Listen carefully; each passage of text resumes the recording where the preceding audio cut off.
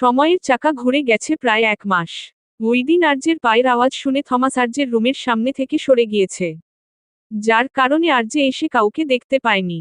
কিন্তু সেদিন রাতে সানা অনেক ভেবেচিন্তে আর্যের কাছে থমাস আর মার্কারের ব্যাপারটা বলে দিয়েছে সব। তারপর থেকে সবকিছু যেন অদৃশ্যভাবে বদলে গেছে।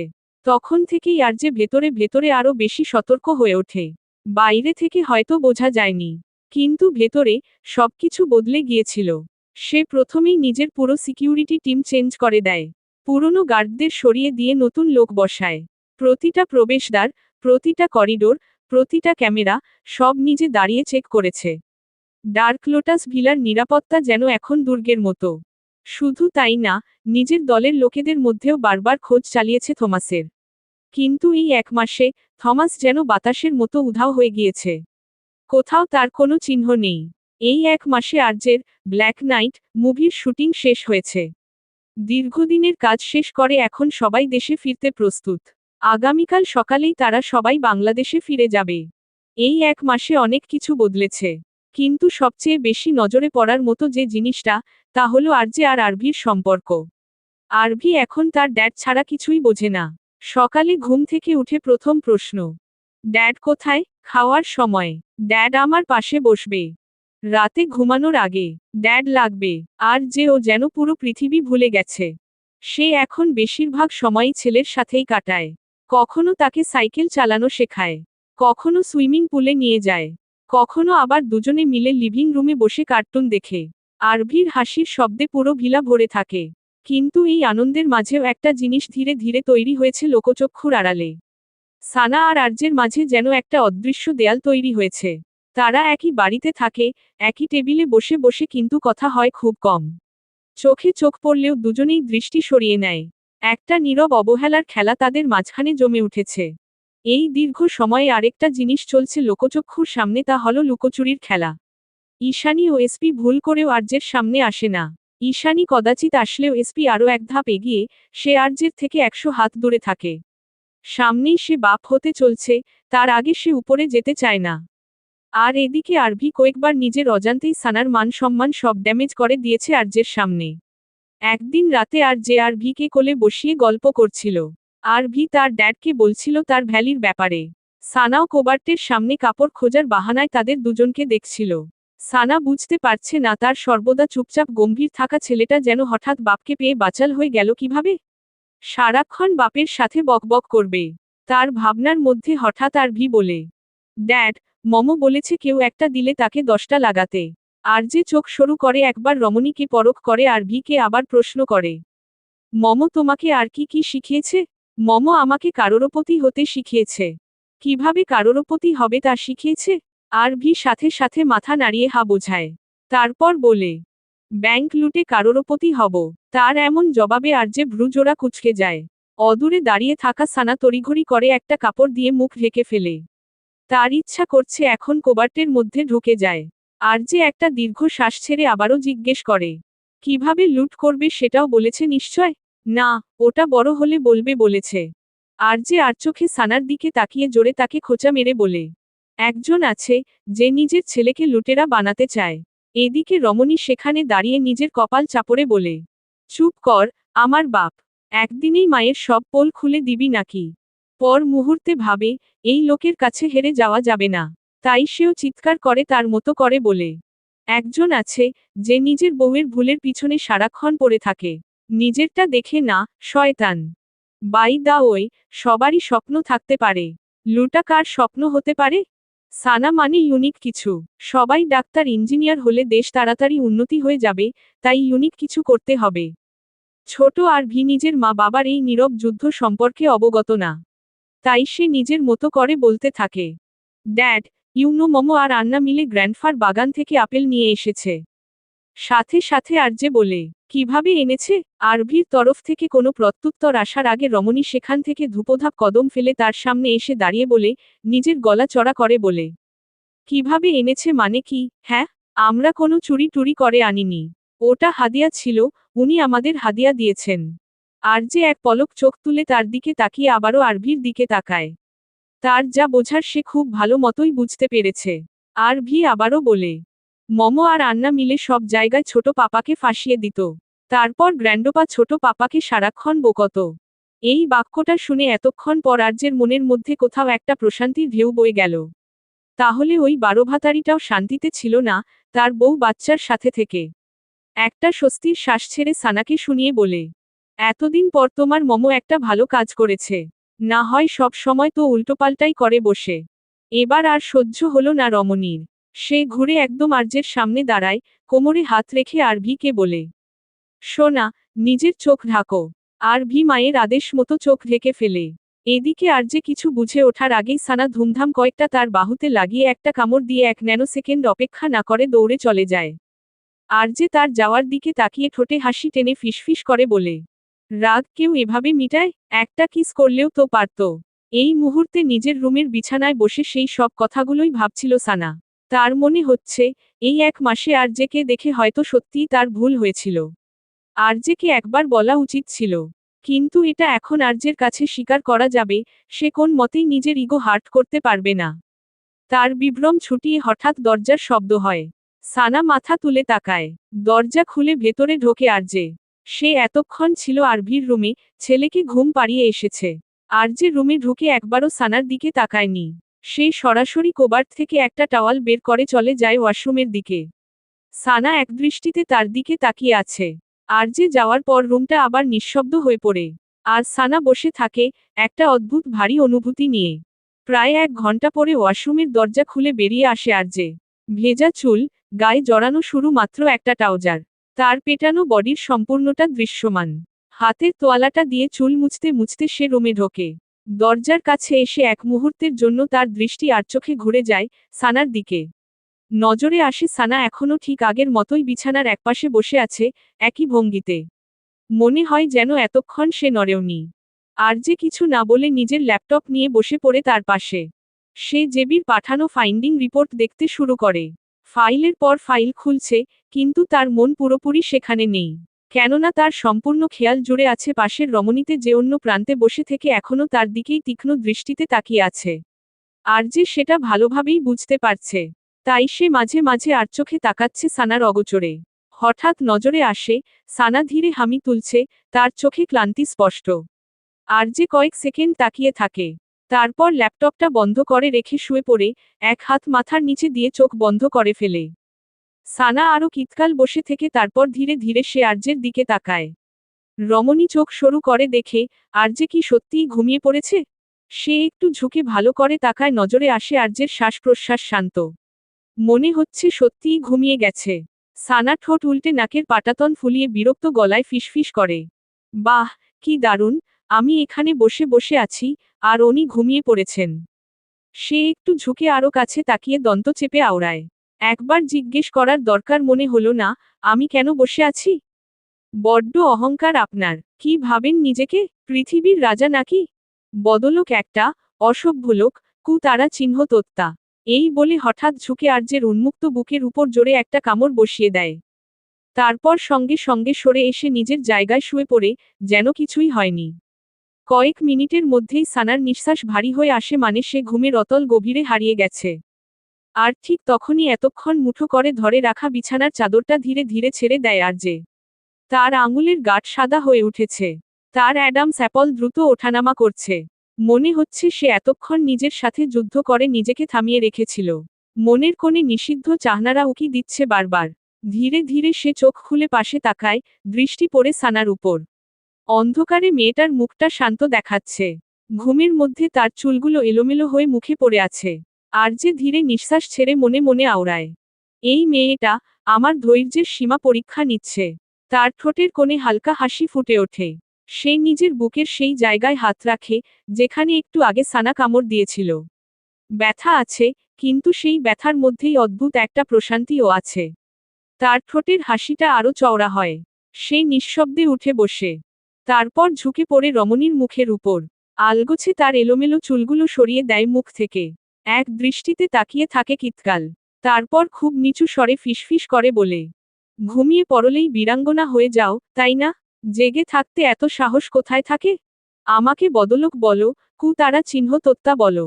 সে মৃদু হেসে বলে, তুমি বুঝতেই পারো না, তোমাকে এভাবে কাছে পেলে নিজেকে থামিয়ে রাখা কতটা কঠিন।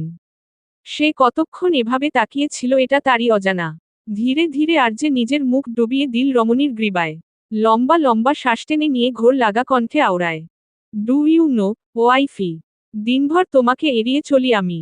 কারণ জানি, তোমার কাছে গেলেই আমার সব রাগ, সব প্রতিশোধ গলে যাবে। কিন্তু রাত নামলেই আমি হেরে যাই।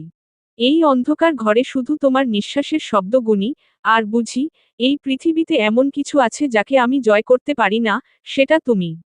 আরজে নিজের মুখ তোলে রমণীর কপালে অধর ছুঁয়ে, তার সারা আদলে হাত বুলিয়ে ফের আওড়ায়। তুমি আমার দুর্বলতা না, তুমি আমার উন্মাদনা। তুমি আমার ভালোবাসা না, তুমি আমার আসক্তি। এমন এক রোগ যার কোনো চিকিৎসা নেই। তোমার এই নীরবতা, এই দূরত্ব, এগুলো আমাকে পাগল বানিয়ে দিচ্ছে, মাই লাভ। সে আরও কিছুক্ষণ তাকিয়ে থেকে তারপর ধীরে হাত বাড়িয়ে সানাকে টেনে আনে নিজের বুকের উপর। সানার মাথা তার বুকে এসে ঠেকে। আরজে তাকে শক্ত করে জড়িয়ে ধরে, যেন কেউ ছিনিয়ে নিতে না পারে। তারপর চোখ বন্ধ করে ফেলে।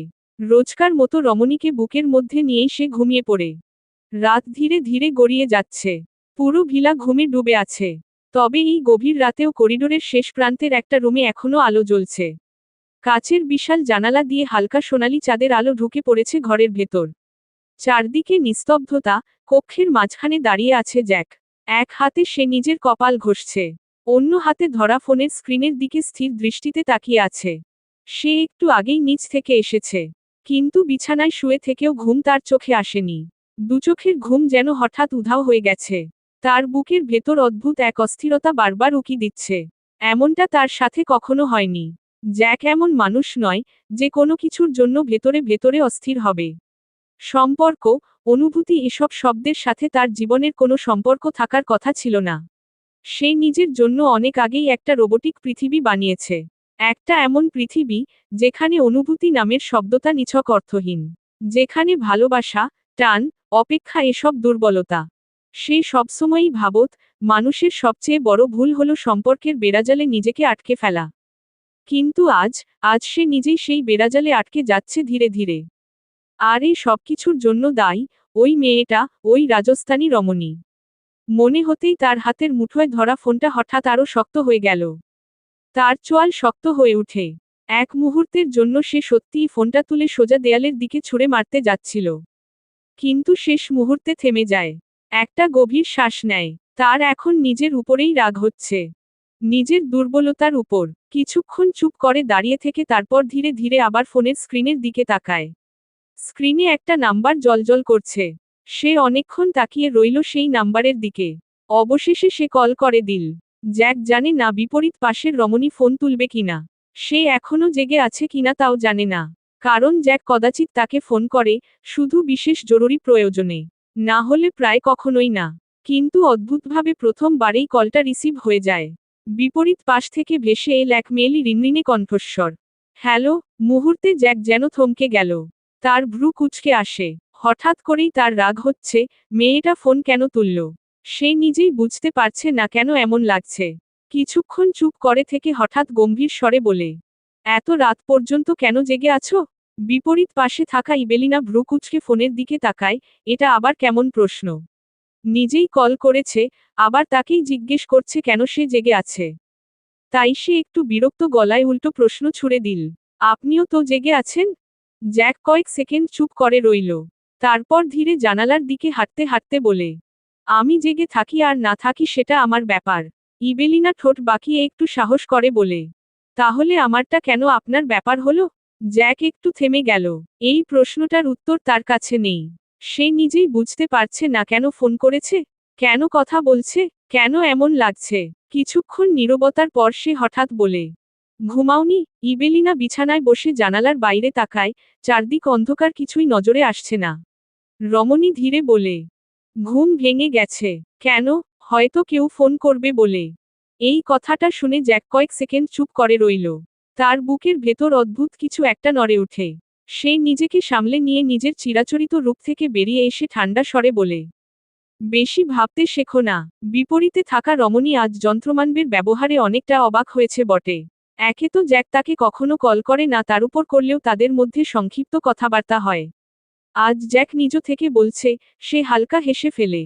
আমি ভাবি না। তাহলে আপনিই ভাবেন, জ্যাক ভ্রু কুঁচকে বলে। আমি, হ্যাঁ, না হলে এত রাতে আমাকে ফোন করতেন কেন? জ্যাক কোনো উত্তর দিল না।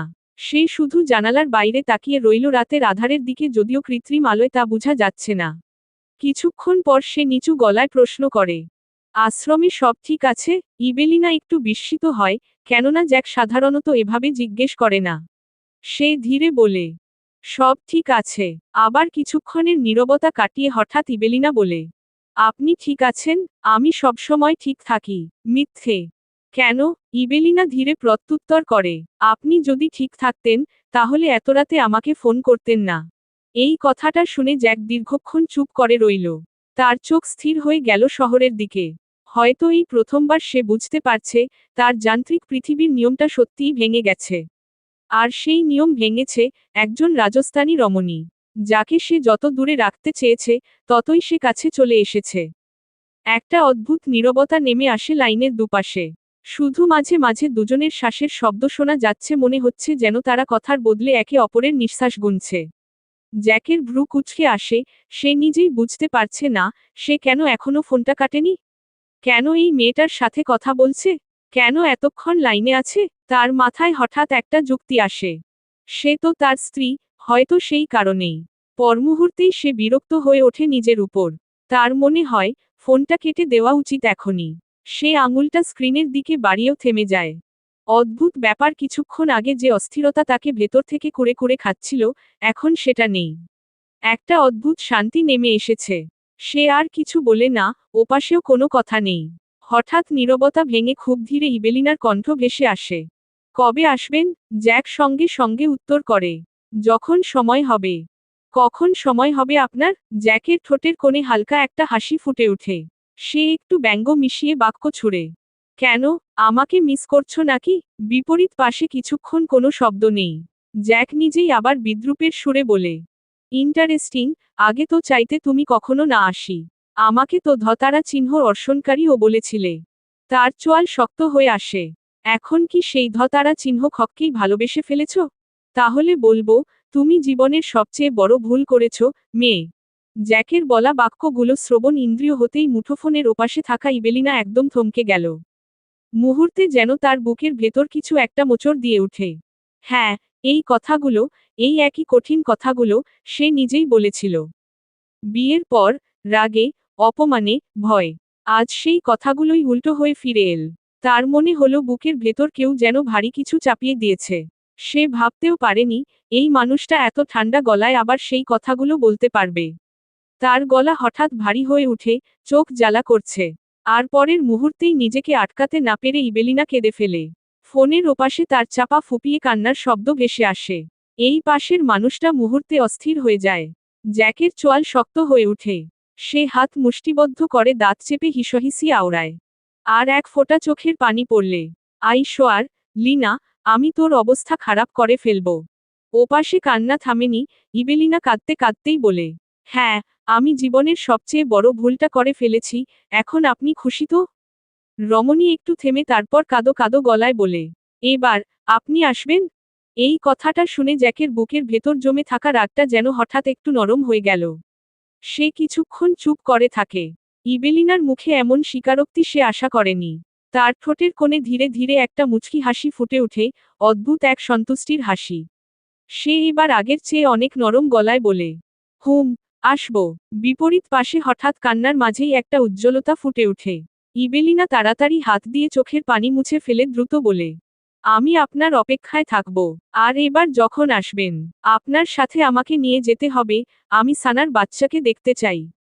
জ্যাক কয়েক সেকেন্ড চুপ করে রইল। তারপর শুধু ছোট করে বলে, ওকে, উদ্ধৃতি চিহ্ন। এর বেশি কিছু না বলে পরের মুহূর্তেই সে ফোনটা কেটে দিল। ফোনটা হাত থেকে ছুঁড়ে ফেলে দিল বিছানার উপর। ঘরের ভেতর আবার নিস্তব্ধতা নেমে আসে। জ্যাক কয়েক সেকেন্ড স্থির দাঁড়িয়ে রইল। কিন্তু তার ঠোঁটের কোণে এখনো সেই হালকা হাসিটা রয়ে গেছে। যেন সে নিজেও ঠিক বুঝতে পারছে না, সে কেন আসার কথা বলে ফেলল। সকালের নরম আলো ধীরে ধীরে ঘরের পর্দা ভেদ করে ভেতরে ঢুকছে। আলোটা বিছানার একপাশে এসে পড়েছে। বিছানায় শুয়ে থাকা রমণী ধীরে ধীরে চোখ মেলে। কয়েক সেকেন্ড সে স্থির হয়ে থাকে। তারপর একটা লম্বা হামি তুলে একটু কাত হয়ে চারদিকে তাকায়। নজরে আসে বিছানার পাশটা ফাঁকা, আরজে নেই। সানা চোখ হাতখোলা অবস্থায় কিছুক্ষণ তাকিয়ে থাকে সেই খালি জায়গাটার দিকে। তারপর ধীরে ধীরে উঠে বসে। চুলগুলো এলোমেলো হয়ে কাঁধে পড়ে আছে। ঠিক তখনই তার নাকে একটা পরিচিত গন্ধ এসে লাগে। সে একটু থেমে ধীরে ধীরে গভীর একটা নিঃশ্বাস টেনে নেয়। একটা মিশ্র গন্ধ, কফি আর ভ্যানিলার। এই গন্ধটা সে খুব ভালো করেই চেনে। এটা আরজের পারফিউমের স্মেল।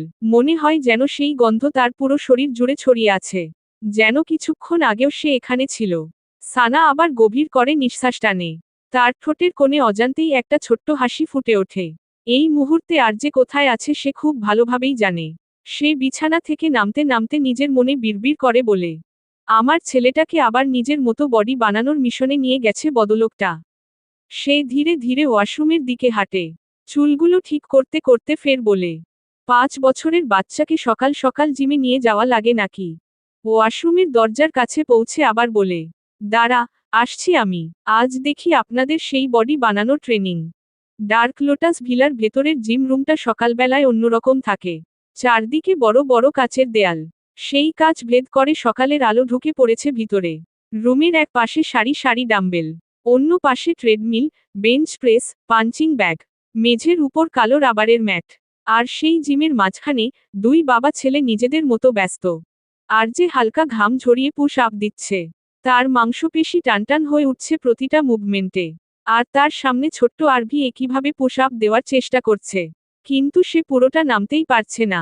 দুই হাত মাটিতে রেখে শরীরটা নামানোর চেষ্টা করছে, তারপর হঠাৎ করেই ধপ করে মাটিতে লুটিয়ে পড়ছে। সে উঠে আবার চেষ্টা করে। আর যে পাশ থেকে তাকিয়ে হালকা হেসে বলে, কাম অন মাই বয়, ড্যাডের মতো স্ট্রং হতে হলে আরও 5টা। আরভি গম্ভীর মুখে মাথা নাড়িয়ে বলে, ওকে ড্যাড। সে আবারও চেষ্টায় লেগে পড়ে। এইবার কোনোভাবে একটা পুশ আপ দিয়ে উঠে দাঁড়ায়। তারপর বুক ফুলিয়ে বলে, ড্যাড, আই ডিড ইট। আর যে বেঞ্চ থেকে উঠে এসে তার মাথায় হাত বুলিয়ে দিয়ে বলে, গুড জব। তারপর সে একটা ছোট্ট ডাম্বেল আরভির হাতে দিয়ে বলে, এবার এইটা। আরভি দুই হাতে ধরে ডাম্বেল তুলতে থাকে। মাঝে মাঝে কষ্টে মুখ বিকৃত হয়ে যাচ্ছে। কিন্তু সে হাল ছাড়ছে না। ঠিক তখনই, জিম রুমের দরজা খুলে যায়, ভিতরে প্রবেশ করে সানা। সে একটা বড় হুডি পরে আছে। চুলগুলো এলোমেলোভাবে কাঁধে পড়ে আছে। ঘুমের ছাপ এখনো পুরোপুরি কাটেনি। সে দরজার কাছে দাঁড়াতেই, দুই বাবা ছেলে একসাথে চোখ তুলে তাকায়। আরভির চোখ চকচক করে ওঠে। মুহূর্তে উৎফুল্ল চিত্তে ডেকে ওঠে, মমো। সে ডাম্বেল ফেলে দিয়ে দৌড়ে যায় সেদিকে। সানার কাছে গিয়ে লাফিয়ে উঠে পড়ে তার কোলে। সানা হেসে তাকে জড়িয়ে ধরে। তার গালে দুটো চুমু খেয়ে বলে, গুড মর্নিং, ভীর। আর ভি গর্বের সাথে বলে, মমো, আমি জিম করছি। সানা চোখ বড় বড় করে তাকায়। ওহ, তাই নাকি? তারপর ঠোঁটে দুষ্টু হাসি ঝুলিয়ে বলে, আমার 5 বছরের বাচ্চাকে সকাল সকাল জিমে টেনে আনার জন্য তোমার ড্যাডকে আমি একটু পরে দেখছি। সানা তাকে কোলে নিয়েই ধীরে ধীরে এগিয়ে আসে আরজের দিকে। আরজে এতক্ষণ দুই মা ছেলেকে দেখছিল। কিন্তু সানা তার দিকে আসতেই আবার নিজের ওয়ার্কআউটে ব্যস্ত হওয়ার ভান করছে। সে একবার তাকিয়ে আবার চোখ নামিয়ে ফেলে। সানার সামনে এসে দাঁড়ায়। তারপর মাথা কাত করে বলে, ওহ, ভেরি ইমপ্রেসিভ, বডি বিল্ডিং করছেন। আরজে তার বিপরীতে কিছুই বলল না। সে ডাম্বেল তুলতে থাকে। সানা চারদিকে তাকিয়ে বলে, এই সব করে কি হবে? শেষে সিনেমায় শার্ট খুলে দেখানোর জন্য? ছোট আরভি হেসে ফেলে। আরজে এবার ধীরে মাথা তুলে তাকায় তাকায় তার দিকে। কণ্ঠে রুক্ষতা মিশিয়ে বাক্য ছুড়ে, সাবধানে কথা বলো। সানা ঠোঁট বাঁকিয়ে বলে, কেন? এই বডি দিয়ে কি আমাকে ভয় দেখাবেন নাকি? তারপর হাত বাড়িয়ে আরজের বাইসেপে ঠোকাঠুকি করে বলে, খারাপ না। পরের মুহূর্তেই রমণী কিছু বুঝে ওঠার আগেই আরজে এক ঝটকায় তার কবজি ধরে ফেলে। সানা অবাক হয়ে বলে, এই, কি করছেন, বাচ্চার সামনে? আরজের তরফ থেকে কোনো উত্তর আসে না। সে হঠাৎ সানাকে কোমর ধরে তুলে নেয়। আর তাকে কাঁধের উপর তুলে স্কোয়াট করতে শুরু করে। সানা চমকে উঠে চেঁচিয়ে ওঠে, রানভীর, আর ইউ ম্যাড? এদিকে আরভি হেসে লুটোপুটি খাচ্ছে। ড্যাড, ড্যাড, আরেকটা। সানা নিজের দন্ত খিচিয়ে বাক্য ছুড়ে, আমাকে নামান, অসভ্য লোক। আমি পড়ে গেলে দুই বাপ ছেলের একটাকেও ছাড়ব না। দুটোর কানের নিচে এমন বাজান বাজাব। কিন্তু কারোই তার কথায় ধ্যান নেই। আর ভি হাততালি দিয়ে বলে, Momo don't be afraid, dad is strong. কয়েকটা স্কোয়াড শেষ করে আর যে অবশেষে সানাকে নামিয়ে দেয়। সানা চুল ঠিক করতে করতে বিরক্ত সূচক দৃষ্টি নিক্ষেপ করে খেকিয়ে ওঠে। আপনার মাথা ঠিক আছে? ঠিক তখনই ঈশানী দরজায় দাঁড়িয়ে আরভিকে ডাকে ব্রেকফাস্টের জন্য। আরভি দৌড়ে দরজার দিকে চলে যায়। আর সেই মুহূর্তেই আরজে হঠাৎ সানার হাত ধরে তাকে নিজের দিকে টেনে আনে। রমণী কিছু বোঝার আগেই সে ঝুঁকে সানার ঠোঁটে একটা দ্রুত চুমু খেয়ে ফেলে একেবারে আচমকা। কয়েক সেকেন্ড, তারপর সে সোজা হয়ে আর কিছু না বলে হাঁটতে শুরু করে। এদিকে সানা কয়েক সেকেন্ড স্থির হয়ে দাঁড়িয়ে থাকে। তার চোখ বড় হয়ে গেছে, চোখে মুখে বিস্ময়। সে বুঝতেই পারেনি কি থেকে কি হয়ে গেল। তারপর ধীরে ধীরে তার ঠোঁটের কোণে একটা মিষ্টি হাসি ফুটে ওঠে। সে ঠোঁট ছুঁয়ে মাথা নেড়ে নিজের মনে বলে, অসভ্য লোকটা। তারপর ধীরে ধীরে সেও হাসতে হাসতেই তাদের পিছনে হাঁটা শুরু করে। ডার্ক লোটাস ভিলার সামনে সকালটা আজ অন্যরকম ব্যস্ততায় ভরা। সামনের বিশাল ড্রাইভওয়েতে সারি করে দাঁড়িয়ে আছে কয়েকটা কালো গাড়ি। গার্ডরা এদিক ওদিক ছুটোছুটি করছে। কারো হাতে লাগেজ, কেউ আবার গাড়ির দরজা খুলে দাঁড়িয়ে আছে। আজ সবাই ফিরবে বাংলাদেশে। এই যাওয়ার প্রস্তুতির মধ্যেই সবচেয়ে বেশি শোনা যাচ্ছে তিনটা মানুষের গলা, এসপি, ঈশানী আর সানার। বিশেষ করে ঈশানীর গলা আজ একটু বেশি তীক্ষ্ণ। কারণ এসপি আবারও ভুল করে তাকে মিসেস নাগিন বলে ফেলেছে। ঈশানী কোমরে হাত দিয়ে দাঁড়িয়ে বলছে, বিটকেলের বাচ্চা মিস নাগিন। এসপি বিরক্ত মুখে বলে, আরে আপনি বিয়ে করে নিলেই তো হয়, তাহলেই তো আর আমার ভুল হয় না। ঈশানী চোখ বড় করে বলে, ভুল? সকাল থেকে এই পর্যন্ত 1 ঘন্টা এই ছেলে আমাকে 20 বার বলেছে মিসেস।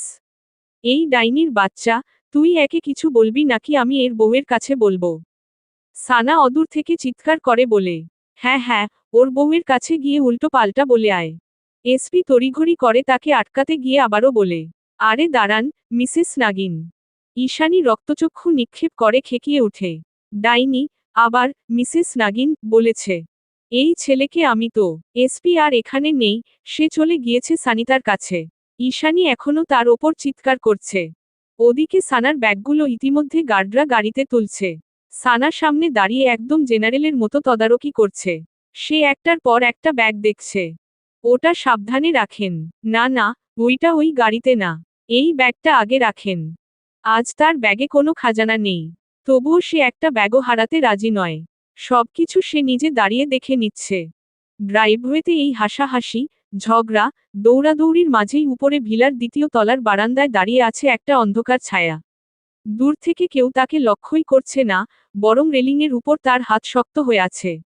একদম আঙুলের গাঁট সাদা হয়ে উঠেছে। তার চোখ নিচের দৃশ্যের উপর স্থির, সেই দৃষ্টি অগ্নির মতো জ্বলছে। নিচে সবাই হাসছে, কেউ ঝগড়া করছে, কেউ ব্যস্ত।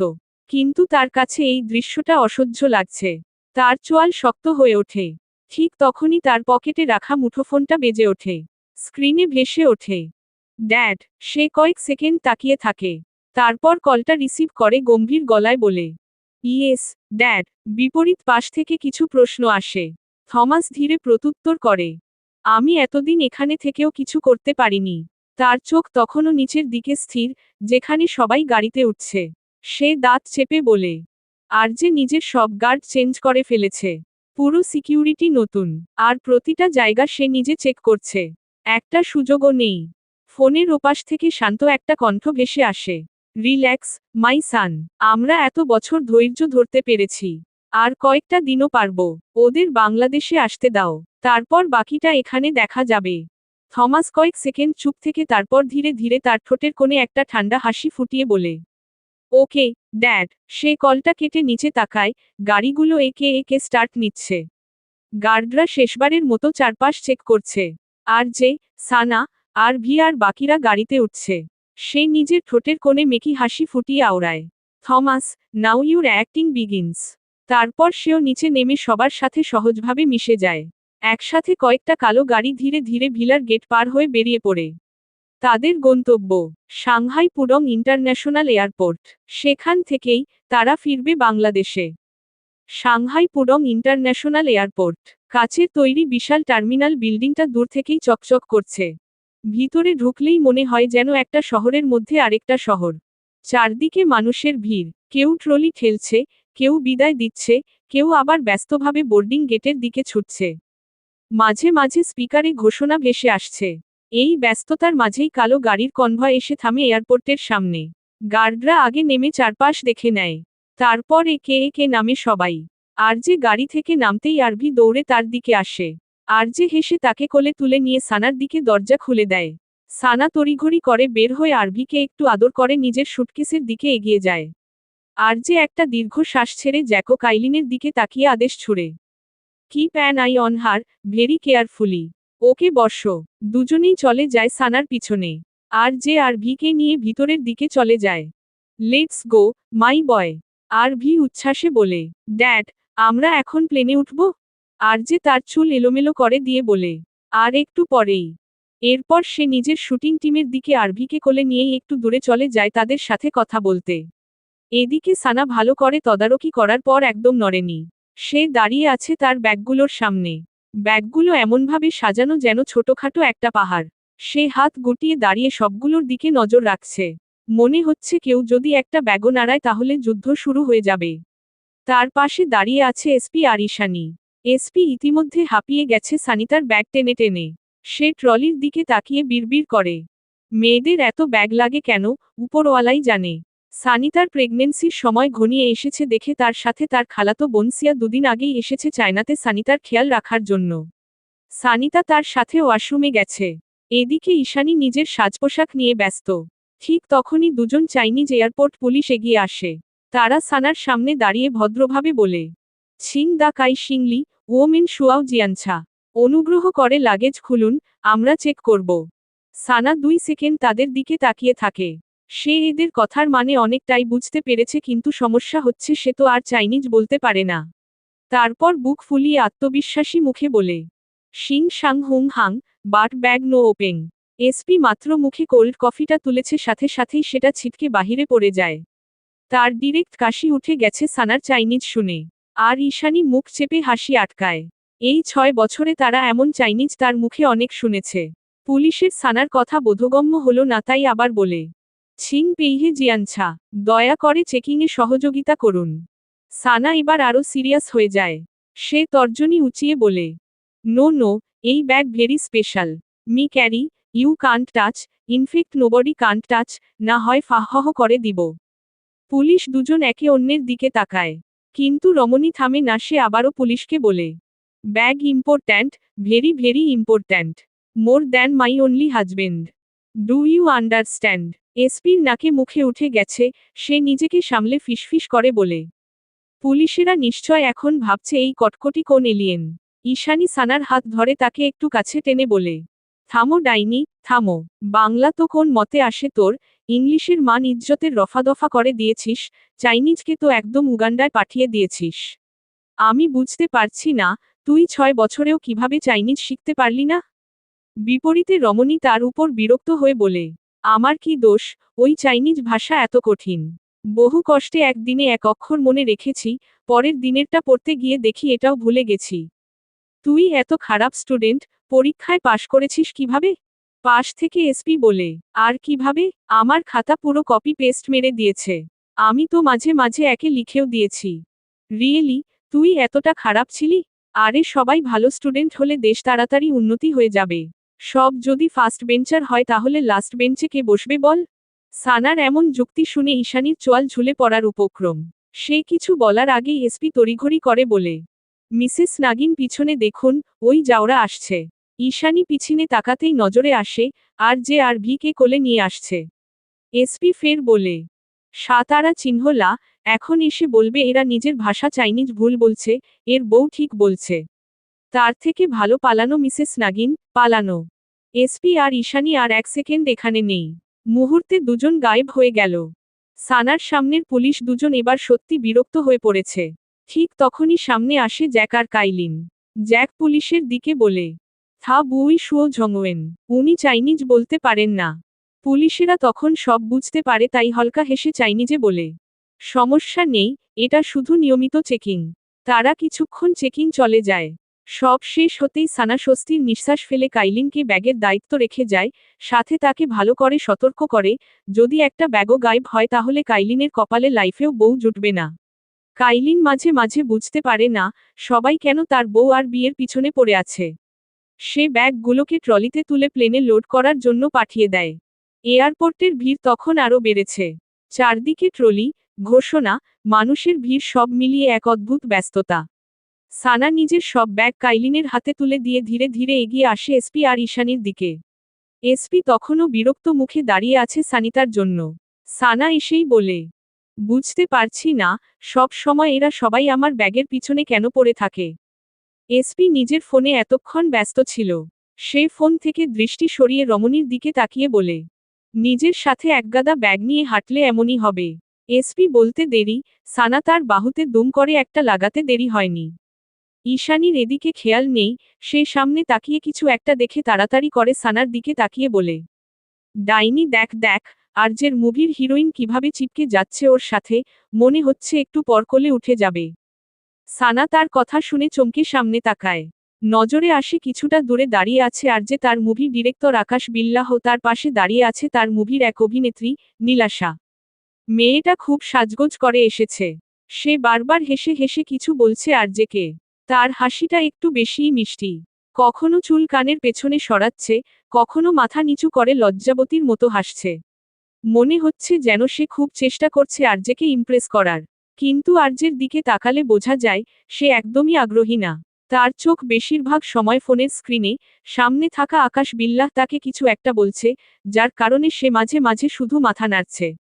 আরজে আসলে এখানে দাঁড়িয়ে আছে আরভির জন্য। আরভি একটু আগে বায়না ধরেছিল এয়ারপোর্টের ওই পাশটা দেখতে যাবে। তাই জ্যাক তাকে নিয়ে গেছে। আরজে আকাশ বিল্লাহ সাথে দাঁড়িয়েছিল। সেই সুযোগে নীলাশাও এগিয়ে এসেছে। আর বারবার কথা বলার চেষ্টা করছে। দূরে দাঁড়িয়ে থাকা সানা সব দেখছে। প্রথমে সে শুধু তাকিয়েছিল। তারপর ধীরে ধীরে তার ভেতরে একটা অদ্ভুত অনুভূতি জন্মায়। তার বুকের ভেতরটা হালকা কেমন যেন চেপে আসে। মেয়েটার সেই অতিরিক্ত হাসি, চুল নাড়ানো, লজ্জার অভিনয় সবকিছুই সানার চোখে কেমন যেন লাগছে। তারপরও সে দ্বিধাদ্বন্দ্বিত গলায় বলে, হ হ হতে পারে অটোগ্রাফ নিতে এসেছে। এটা সে মুখে বললেও মনে মনে ঠিক ইচ্ছা করছে এই মেয়ের কানের নিচে বাজাতে। সে নিজের অজান্তেই দাঁত চেপে মনে মনে বলে, এই মেয়েটা এত হাসছে কেন? রানভীর কি জোকার নাকি? পাশ থেকে ঈশানী ফের বলে, না না, এটা নীলাশা। আমি ওকে খুব ভালো করে চিনি। আমি থাকতে ও আরজের পেছনে পড়ে থাকত। ও আরজেকে পছন্দ করে। সানা তোরাক করে তার দিকে তাকিয়ে দাঁত খিচিয়ে বলে, আর তুই, তুই কি করতি? তুইও তো পড়ে থাকতি। আরে ওটা পাস্ট ছিল। ওই সময় তোর বুদ্ধি হাঁটুর নিচে ছিল, বল বল। পাশ থেকে এসপি দুই রমণীকে থামিয়ে বলে, আরে এখন এসব ছাড়, ওকে দেখ কটকটি, চারদিক থেকে সবাই শুধু তোর জাউরার উপর নজর লাগাচ্ছে। সেটাই তো দেখছি, আমার মনে হচ্ছে সারা পৃথিবীতে একটাই জাউরা আছে। এটা শুনে এসপি নিজের কলার উঠিয়ে গর্বের সাথে বলে, বুঝতে পারছি না আমার মতো একটা হ্যান্ডসাম এখানে থাকতে ওরা ওখানে ওই জাউরার পিছনে কেন পড়ে আছে। এসপি বাক্যখানা উগরে দিতে দেরি, কিন্তু দুই রমণীর তার দিকে করা দৃষ্টি নিক্ষেপ করতে দেরি হয়নি। ঈশানী সাথে সাথেই ওয়াশরুমের দিকে যেতে নিয়েছে সানিতাকে বলতে। সাথে সাথে এসপি তাকে আটকে দেয়। আরে আরে কি করছেন মিস নাগিন, আপনি নিজে বিয়ে করেননি তাহলে অন্যের সংসারে কেন তারা চিহ্ন গুণ লাগাচ্ছেন? আর এই কটকটি, যাহ, গিয়ে ওই আশার উপর এক বালতি জল ফেলে আয়। না না, এই নে কোল্ড কফি। এটা ফেলে আয়। এই বলে এসপি নিজের হাতের কোল্ড কফিটা তার দিকে এগিয়ে দেয়। কিন্তু ঈশানী তাকে বাধা দিয়ে বলে, আরে কোল্ড কফিতে কাজ হবে না। ডাইনি, এই নে, হট কফি। গিয়ে এর মুখে মেরে আয়। সানা আর যেও নীলাসার উপর অগ্নিদৃষ্টি নিক্ষেপ করে নিজের দন্ত চেপে বলে, কোল্ড হট দুটোই এদিকে দে। শালি এখনো চিনে না আমি কটকটি।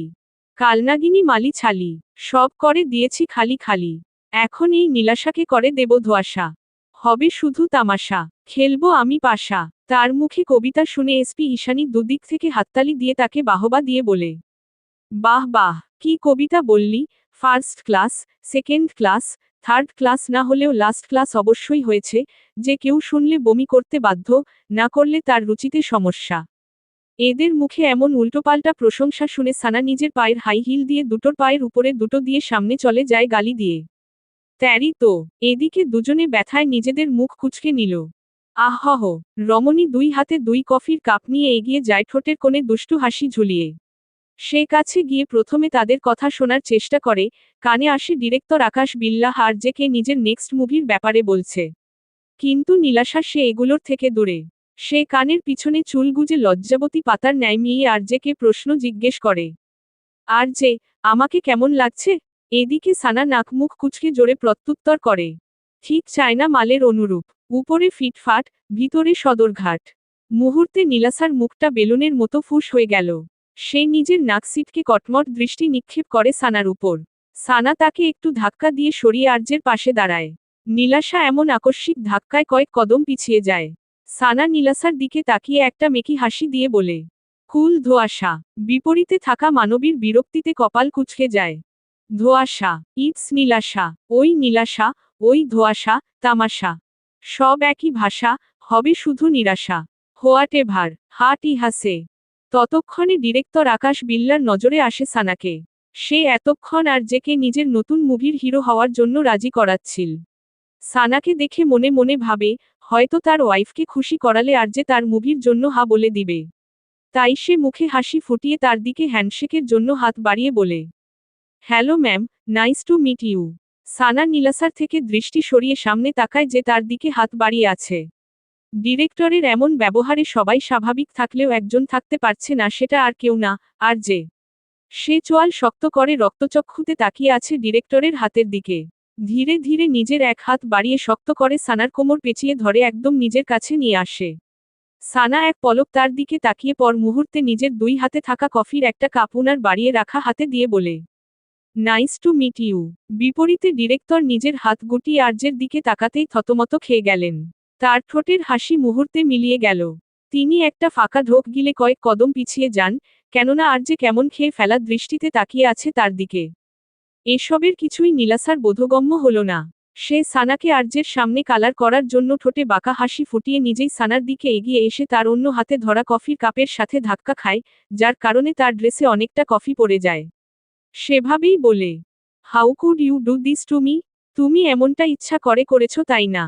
সানা তার দিকে ভ্রু কুঁচকে তাকায়। সে তো এই মেয়ের সাথে এখন পর্যন্ত কিছুই করেনি। তার মানে, মুহূর্তে তার বুঝে এসে গেল। মনে মনে বলে, আহারে অ্যাক্টিংয়ের কি বেহাল অবস্থা। সানা কোনরূপ প্রত্যুত্তর না করে নীলাশাকে অবাক করে দিয়ে হাতে থাকা সম্পূর্ণ কোল্ড কফিটা তার মুখে ছুঁড়ে ফেলে। যার জন্য নীলাশা একদমই প্রস্তুত ছিল না। সে মুহূর্তে চোখ বড় বড় করে তার দিকে তাকায়। সাথে সাথে সানা চোখে মুখে প্রগাঢ় চিন্তার ভাব নিয়ে এসে অবাক হওয়ার মতো করে বলে, উপোস ধোঁয়াশা, আই মিন নিরাশা, ধুর তামাশা, what ever, I am so sorry. এদিকে নীলাসার ধৈর্যের পারদ সম্পূর্ণটুকু ভেঙে গিয়েছে। সে নিজের টিস্যু দিয়ে মুখ মুছে চিৎকার করে বলে, ইউ ব্লাডি। নীলাসার জিহ্বা খসে বাকি বাক্যটুকু বের হওয়ার আগেই হঠাৎ চারপাশ কাঁপিয়ে গর্জে ওঠে আরজে। তার চোখ মুহূর্তেই ঠান্ডা থেকে আতারা চিহ্ন গুণে পরিণত হয়েছে। Don't you dare. চারপাশের শব্দ যেন থেমে যায় তার চিৎকারে। আশেপাশের কয়েকজন মানুষও ঘুরে তাকায়। আরজে দন্ত চেপে হিসহিসি আওড়ায়, শি ইজ মাই ওয়াইফ। সানা নিজেও থমকে যায়। তার বুকের ভেতরটা কেমন যেন কেঁপে ওঠে। সে আরজের দিকে তাকিয়ে থাকে, অবাক হয়ে যায়। রমণী এমন কিছু মোটেও আশা করেনি তার থেকে। চারদিকে মানুষ এখনো তাকিয়ে আছে। কিন্তু আরজে তাতে একটুও পরোয়া করল না। সে আকাশ বিল্লাহ হাত থেকে সানার দেওয়া কফিটা এক ঝটকায় নিয়ে সোজা নীলাসার পায়ের দিকে ছুঁড়ে ফেলে দিল। কফিটা ছিটকে পড়ে মেঝেতে। তারপর কোনো কথা না বলে, সে হঠাৎ সানাকে কোলে তুলে নেয়। সানা চমকে ওঠে। এই, কি করছেন? বিপরীতে থাকা মানব যেন কিছুই শুনতে পায়নি। সে সোজা হাঁটতে থাকে তার প্রাইভেট জেটের দিকে। পেছনে দাঁড়িয়ে থাকা এসপি ফিসফিস করে বলে, বাপরে, ভেবেছি কি, হয়েছে কি, আর আমি এখানে দাঁড়িয়ে আছি কেন, সানি? আমার মা, নানা আমার একমাত্র বউ কই, তুই তাড়াতাড়ি আয়। এই বলে সে চলে যায় সানিতার জন্য। কালো রঙের বিশাল প্রাইভেট জেটটা তখন আকাশে উড়ে চলেছে। বাইরে জানালার ওপারে শুধু সাদা মেঘের সমুদ্র। মাঝে মাঝে সূর্যের আলো মেঘের ফাঁক দিয়ে ঢুকে জেটের কেবিনে আলো ফেলছে। ভেতরের জেটের মূল লাক্সারি কেবিনে পাশাপাশি বসে আছে আরজে ও সানা। সানা জানালার পাশে বসে বাইরে তাকিয়ে সেগুলোই দেখছে। তার চোখ মেঘগুলো দেখলেও মন ডুবে আছে অন্য চিন্তায়। তার মাথার ভেতর একটার পর একটা ভাবনা ঘুরছে। ভ্যালির কথা, ওই জায়গাটা ছেড়ে আসার পরও তার মনে হচ্ছে যেন সবকিছু ঠিকঠাক শেষ হয়নি। তারপর ভাবছে বাংলাদেশে ফিরে যাওয়ার কথা। সে নিজেই নিজের মনকে প্রশ্ন করে, আমি কি ঠিক করছি, আবার কি ভুল করতে যাচ্ছি? তার বুকের ভেতরটা কেমন যেন চাপা হয়ে আসে। ওখানে ফিরে গেলে আবার কি কোনো বিপদ হবে না তো? আর ভি কি নিরাপদ থাকবে? তার চোখ অজান্তেই চিন্তায় ফাঁকা হয়ে আসে। আবারও ভাবে, আমার ছেলের জীবনে আবার কোনো ঝড় নামবে না তো? এর মধ্যে আরেকটা চিন্তা মাথায় আসে, সোফিয়া। মনে হচ্ছে ভবিষ্যতের অদৃশ্য ছায়াগুলো তাকে তাড়া করছে। সানা নিঃশব্দে একটা দীর্ঘ নিঃশ্বাস ফেলে। ঠিক তখনই হঠাৎ একটা ঠান্ডা পুরুষালী শক্ত হাত তার কোমর জড়িয়ে ধরে। সে একটু চমকে ওঠে, মুখ ঘুরিয়ে তাকাতেই দেখে আরজে। সে পাশে বসে আছে আগের মতোই স্থির হয়ে। এক হাতে একটা ট্যাবলেট, সেখানে কিছু একটা দেখছে, সম্ভবত কাজের রিপোর্ট বা মেসেজ। কিন্তু অন্য হাতটা স্বাভাবিক ভঙ্গিতে সানার কোমর জড়িয়ে তাকে নিজের কাছে টেনে নিয়েছে। রমণী এক ঝটকায় তার হাত সরিয়ে দিয়ে আবারও জানালার দিকে চেপে যায়। আরজে মুখে বর্গীয় শব্দ উচ্চারণ করে একটানে তাকে আবার নিজের কাছে নিয়ে আসে, এবার শক্ত করে চেপে ধরে। সানা বহু চেষ্টা করে ছুটতে না পেরে সেভাবেই বসে থাকে জানালার দিকে তাকিয়ে। যত সময় গড়াতে থাকে তত সানা ধীরে ধীরে একটু সরে এসে তার কাঁধে মাথা রাখে। তারপর আবার জানালার দিকে তাকায়। কিন্তু এবার তার ভেতরের অস্থিরতা একটু হলেও শান্ত লাগছে। ধীরে তার চোখ বন্ধ হয়ে আসছে ঘুমে। আরজে তাকে আগলে ধরে নিজের বুকের সাথে। ধীরে ধীরে তার ঠোঁটের কোণে একটা প্রশান্তির হাসি ফুটে ওঠে। জেটের সামনের দিকে ফরওয়ার্ড লাউঞ্জ কেবিনে বসে আছে আরভি, জ্যাক আর কাইলিন। জ্যাক একটা সোফায় হেলান দিয়ে বসে আছে, তার হাতে মোবাইল। বহুদিন পর আজ সে মোবাইলে বেশ ব্যস্ত। কখনো স্ক্রিনে তাকিয়ে ভ্রু কুঁচকায়, কখনো আবার ঠোঁটের কোণে একটু একটু হাসি ফুটে ওঠে। যেন কোনো মেসেজ পড়ে সে নিজেও অবাক হচ্ছে। সে মাঝে মাঝে নিজের মনে হালকা হাসছে। কাইলিন সেটা দেখে চোখ সরু করে তাকায়। মনে মনে ভাবে, একে আবার ভূতে ধরেছে নাকি? না হলে লাইফেও তো তার ঠোঁটে হাসি দেখে না। কাইলিন দুবার দেখতে গিয়েছে, কিন্তু জ্যাক তার মুখের উপর সাফ সাফ বলে দিয়েছে, এইসব দেখতে হলে আগে বিয়ে করতে হবে। কাইলিন বুঝতে পারছে না, সবাই কেন তার বিয়ের পিছনে পড়ে আছে। এদিকে আরভিও পুরো একটা সিট জুড়ে পায়ের উপর পা তুলে কানে হেডফোন লাগিয়ে মোবাইলে গেম খেলছে। পাশের আরেকটা কেবিনে এসপি ও সানিতা আছে, তারপরেরটায় ঈশানী, সিয়া আর রওনাক। আর মাত্র কয়েক ঘন্টা পরই তারা বাংলাদেশে ল্যান্ড করবে। দুপুরের ব্যস্ততম সময়ে ঢাকা আন্তর্জাতিক বিমানবন্দরের ভিআইপি গেটের সামনে সারি সারি media van, camera, reporter. Microphone হাতে সাংবাদিকরা অপেক্ষা করছে একজন মানুষের জন্য, না আরজের জন্য না। তারা অপেক্ষায় আছে অন্য কারো জন্য। আজ প্রথমবারের মতো বাংলাদেশে এসেছেন মিসেস দিলরুবা খানম, জাইফেরার সিইও। যেই কোম্পানির ব্যবসা শুধু সাধারণ কর্পোরেট ব্যবসার মধ্যেই সীমাবদ্ধ নয়।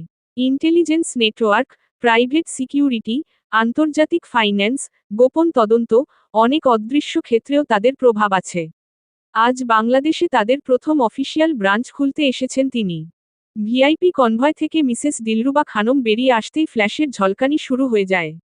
পরনে কালো শুটে, চোখে কালো সানগ্লাস, মুখে সামান্য মেকআপের চাপ। মুখের ভাবভঙ্গি দেখে বুঝার উপায় নেই তিনি পঞ্চাশোর্ধ্ব প্রৌঢ়া মহিলা। দৃঢ় ভঙ্গিতে এগিয়ে আসেন দিলরুবা খানম। সাংবাদিকরা চারদিক থেকে একে একে প্রশ্ন ছুড়ে দিতে থাকে। ম্যাম, বাংলাদেশে জাইফেরার নতুন ব্রাঞ্চ খোলার উদ্দেশ্য কি? আপনার কোম্পানির বিরুদ্ধে অভিযোগ আছে যে আপনারা আন্তর্জাতিক আন্ডারওয়ার্ল্ড বিজনেসে জড়িত, আপনি কি বলবেন? আপনি কি শুধু ব্যবসার জন্য এদেশে এসেছেন? দিলরুবা খানম মাইক্রোফোনের সামনে শান্ত গলায় প্রত্যুত্তর করেন।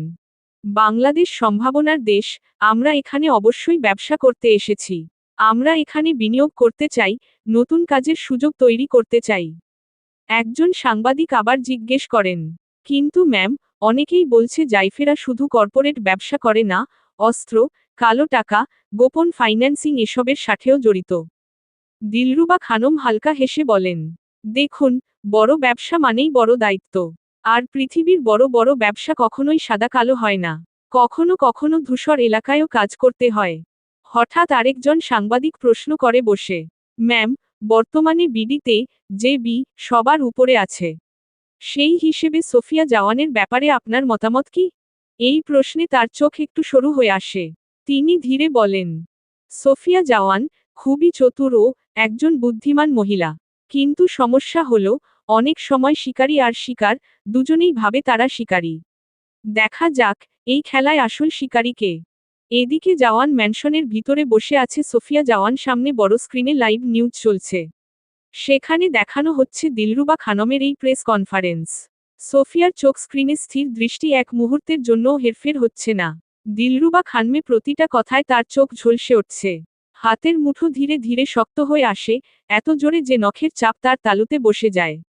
সে নিজেকে সংবরণ করার চেষ্টা করছে। তার মস্তিষ্কে ধীরে ধীরে রাগের তারা চিহ্ন গুণ জ্বলে ওঠে। ভিডিওতে আবার দিলরুবা কথা বলছে। কয়েক সেকেন্ড পর সোফিয়া ঠান্ডা গলায় শুধায়, হু ইজ শি? তার পিছনে দাঁড়িয়ে থাকা জিহাদ সামনে এগিয়ে আসে। নিচু স্বরে বলে, লেডি, উনি জাইফেরার সিইও। তাদের কোম্পানি প্রথমবারের মতো বাংলাদেশে ব্রাঞ্চ খুলছে।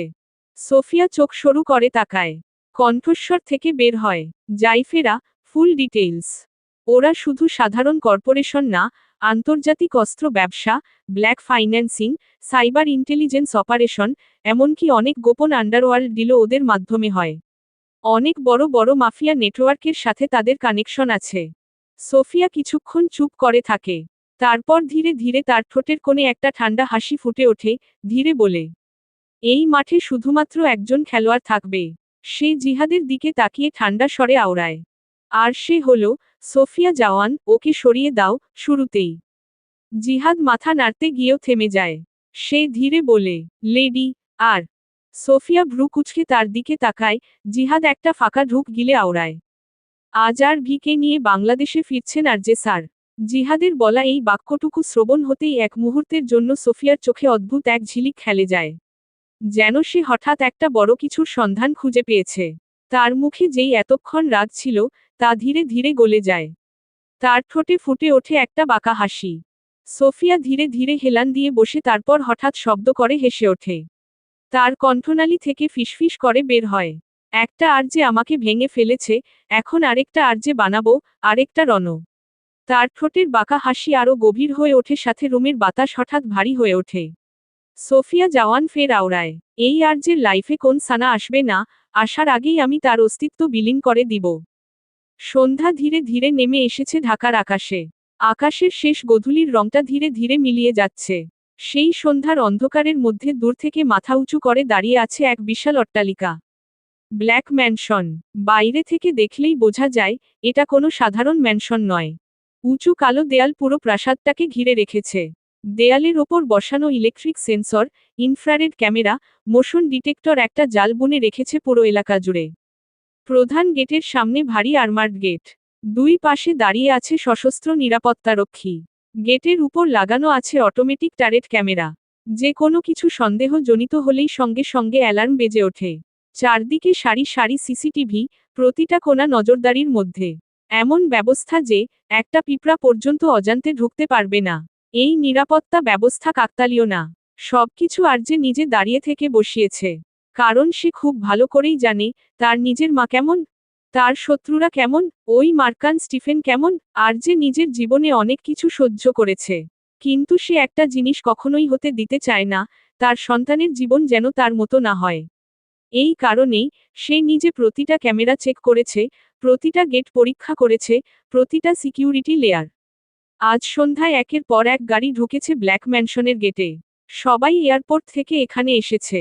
আরজে মোটেও রাজি ছিল না এসপির এখানে থাকার ব্যাপারে, কিন্তু কি করবে, তার বউ ছেলে দুটোই তাকে বাধ্য করেছে। আর ভি তো গো ধরে বসে, ছোট মা তাদের সাথেই যাবে। আরজে না চাইতেও তাকে রাজি হতে হলো। ধীরে ধীরে সবাই নিজেদের রুমে চলে যায়, ভ্রমণের ক্লান্তি সবার শরীরে। কিছুক্ষণের মধ্যেই পুরো ম্যানশন আবার শান্ত হয়ে যায়। রাত অনেকটা নেমে এসেছে। ব্ল্যাক ম্যানশনের বিশাল জানালার বাইরে চারদিক নীরব। দূরের আলো আর গাছের ছায়া মিলিয়ে পুরো জায়গাটা যেন আরও রহস্যময় হয়ে উঠেছে। ম্যানশনের উপরের তলার সবচেয়ে বড় কক্ষে বসে আছে সানা সোফার এক কোণে। তার সামনে একটা ছোট টেবিল, হাতে একটা পেন্সিল আর খাতা। কিন্তু সে আসলে কিছু লিখছে না। তার দৃষ্টি বারবার চলে যাচ্ছে বাথরুমের দরজার দিকে, যেখানে আরজে আছে। মাঝে মধ্যে সে বুঝতে পারে না এই লোক দিনে কতবার শাওয়ার নেয়। এসেই সন্ধ্যায় একবার নিয়েছে, এখন বাজে প্রায় রাত 11টার কাছাকাছি, এখন আবার নেওয়ার কি মানে? আর শাওয়ার নিতে 1 ঘন্টা কেন লাগে? সে মেয়ে হয়েও এত সময় নেয় না, তাহলে আরজের কেন লাগে? তার ভ্রম ছুটিয়ে কয়েক মুহূর্ত পর বাথরুমের দরজা খুলে যায়।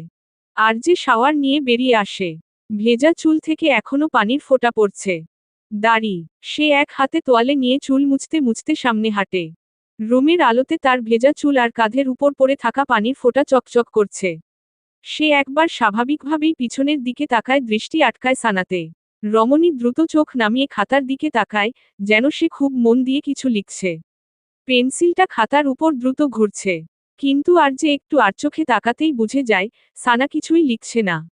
সে একই রেখার উপর বারবার পেন্সিল ঘুরিয়ে যাচ্ছে। আরজের ঠোঁটের কোণে হালকা হাসি ফুটে ওঠে। সাথে সাথে হিসাব মিলে যায় এতক্ষণ ধরে সানা আসলে তার দিকেই তাকিয়েছিল। হঠাৎ তার মস্তিষ্ক একটা দুষ্ট বুদ্ধি আসে বউ জ্বালানোর। আরজে ধীরে ধীরে হাঁটতে হাঁটতে তার দিকে এগিয়ে আসে। সানা প্রথমে খেয়াল করেনি, হঠাৎ মাথা তুলে তাকাতেই দেখে আরজে একদম তার সামনে দাঁড়িয়ে। সে এতটা কাছে এসে গেছে যে সানা অপ্রস্তুত হয়ে পড়ে, যার কারণে সে পিছনে সরে যায়। আর একদম সোফার ব্যাকরেস্টের সাথে গিয়ে ঠেকে। আরজে দুই হাত সোফার দুই পাশে রেখে ধীরে ধীরে সামনে ঝুঁকে পড়ে। এখন সে একদম সানার খুব কাছে। তাদের মধ্যে দূরত্ব প্রায় নেই বললেই চলে। দুজনের নিঃশ্বাস একে অপরের মুখে আছড়ে পড়ছে। সানার বুকের ভেতর ধুকপুক শব্দ বাড়তে থাকে। সে ধীরে ধীরে হাত বাড়িয়ে আরজের কাঁধে হাত রাখবে, ঠিক তখনই আরজে হঠাৎ তার পিছনে হাত বাড়িয়ে সোফার পিছন থেকে নিজের ঘড়িটা তুলে নিয়ে সোজা হয়ে দাঁড়ায়। সানা তার এমন ব্যবহারে থতমত খেয়ে মুখ ঘুরিয়ে অন্য দিকে তাকায়। আরজে একবার সানার দিকে তাকিয়ে ঠোঁট কামড়ে হেসে কিছু না বলেই ঘুরে দাঁড়ায়। হাঁটতে হাঁটতে বলে, আরভির কাছে যাচ্ছি। এই বলে সে দরজা খুলে আরভির রুমের দিকে চলে যায়। এদিকে রুমে একা বসে থাকে সানা। কয়েক সেকেন্ড সে স্থির হয়ে থাকে। তারপর রাগে, লজ্জায়, অপমানে তার মুখ লাল হয়ে ওঠে। তার ইচ্ছা করছে এখন এই লোকের সবগুলো চুল ছিঁড়ে ফেলতে। সে হঠাৎ সোফা থেকে একটা কুশান তুলে নিয়ে দরজার দিকে ছুঁড়ে মেরে চিৎকার করে বলে, তারা চিহ্ন তোত্তা। কুশনটা গিয়ে দরজায় লেগে মেঝেতে পড়ে যায়। সানা দাঁত চেপে বসে থাকে। তার মনে হচ্ছে, যদি এখন আরজে সামনে থাকত, তাহলে সে তাকে নিশ্চয়ই মেরে ফেলত। পর মুহূর্তে দরজা খুলে বেরিয়ে পড়ে। Underscore underscore underscore underscore underscore underscore underscore underscore underscore underscore underscore underscore. আরজের পাশের রুমটাই আরভির। আরজের রুমে ঢুকতেই নজরে পড়ে বিছানার মাঝখানে গুটিসুটি মেরে ঘুমিয়ে আছে তার ছোট্ট অংশটা, আরভি। রুমের হালকা ডিম লাইটের আলোয় কি নিষ্পাপ দেখাচ্ছে তার ছোট্ট মুখটা, তারপর আবার মাথা নাড়িয়ে ভাবে, নিষ্পাপই তো সে। আরভির সমান বয়স থাকতেই তার মা তার হাতে বন্দুক ধরিয়ে দিয়েছিল, তার হাতে রতারা চিহ্ন তো মাখা ছুরি ছিল, তাকে অন্ধকার সেলে থাকতে হয়েছে, তার খেলনাগুলোকে নিজ হাতে আগুনে পোড়াতে হয়েছে। এটুকু বয়সেই তার অনুভূতি গুলেকে মেরে ফেলা হয়েছে। সে কথা বলতে ভুলে গিয়েছিল, এজন্য আরজে চায়, তার ছেলে বেশি করে কথা বলুক, ঠিক সানার মতো। তার মতো যেন একাংশও না হয়। আরভির ছোট বুকটা ধীরে ধীরে উঠছে নামছে। ঘুমের মধ্যেই মাঝে মাঝে তার ঠোঁট একটু নড়ছে, যেন কোনো স্বপ্ন দেখছে। দরজার কাছে দাঁড়িয়ে আরজে অনেকক্ষণ চুপ করে তাকিয়ে থাকে।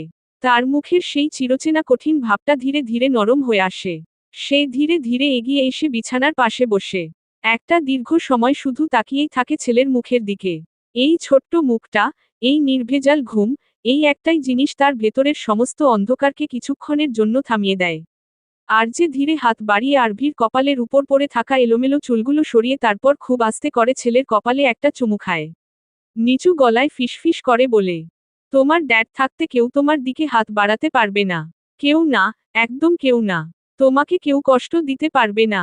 তার আঙুলগুলো আলতো করে আরভির গালে ছুঁয়ে যায়। আরজে ফের ধীরে ধীরে বলতে থাকে, তুমি কোনোদিনও তোমার ড্যাডের মতো হবে না। তোমার শৈশবটা আমার মতো হবে না। আমি ছোটবেলায় কি দেখেছি, তুমি সেটা কখনো জানবে না। রতারা চিহ্ন তো, বিশ্বাসঘাতকতা, বতারা চিহ্ন এন্দুক, ড্রাগস, সেল, ক্ষমতার লড়াই, এইসব জিনিস তোমার জীবনে কোনোদিন ঢুকতে দেব না। আমি তোমার মমকে কথা দিয়েছি। তোমাকে আমি কখনো রতারা চিহ্নতের উপর দাঁড়ানো সাম্রাজ্যের মালিক বানাবো না। এই সাম্রাজ্য, এই ক্ষমতা, এই অন্ধকার পৃথিবী, সব আমার সাথে শেষ হবে। আরজের ঠোঁটের কোণে একটা তিক্ত হাসি ফুটে ওঠে নিজের ভয়ঙ্কর অতীত ভেবে। তুমি অন্যরকম জীবন পাবে, স্কুলে যাবে, বন্ধু বানাবে, ঝগড়া করবে, হাসবে, খেলবে। তোমার জীবন হবে আলোয় ভরা, অন্ধকারে না। ঠিক তোমার মায়ের মতো। আরজে আবার ছেলের কপালে হাত রেখে নরম স্বরে আওড়ায়, সব পাপ থেকে দূরে রাখবো তোমাকে। আমার সব পাপ, আমার ভেতরের সব অন্ধকার, সব আমি একাই বইব। কিন্তু তোমার গায়ে একটা আঁচল লাগতে দেব না। এটা তোমার ড্যাডের কথা। আরও কিছুক্ষণ সে চুপ করে বসে থাকে। তারপর ধীরে উঠে দাঁড়ায়। একবার শেষবারের মতো ছেলের দিকে তাকায়। ঠিক তখনই হঠাৎ তার মাথায় অন্য একটা কথা আসে, সানার কথা। তার ঠোঁটের কোণে একটু দুষ্টু হাসি ফুটে ওঠে।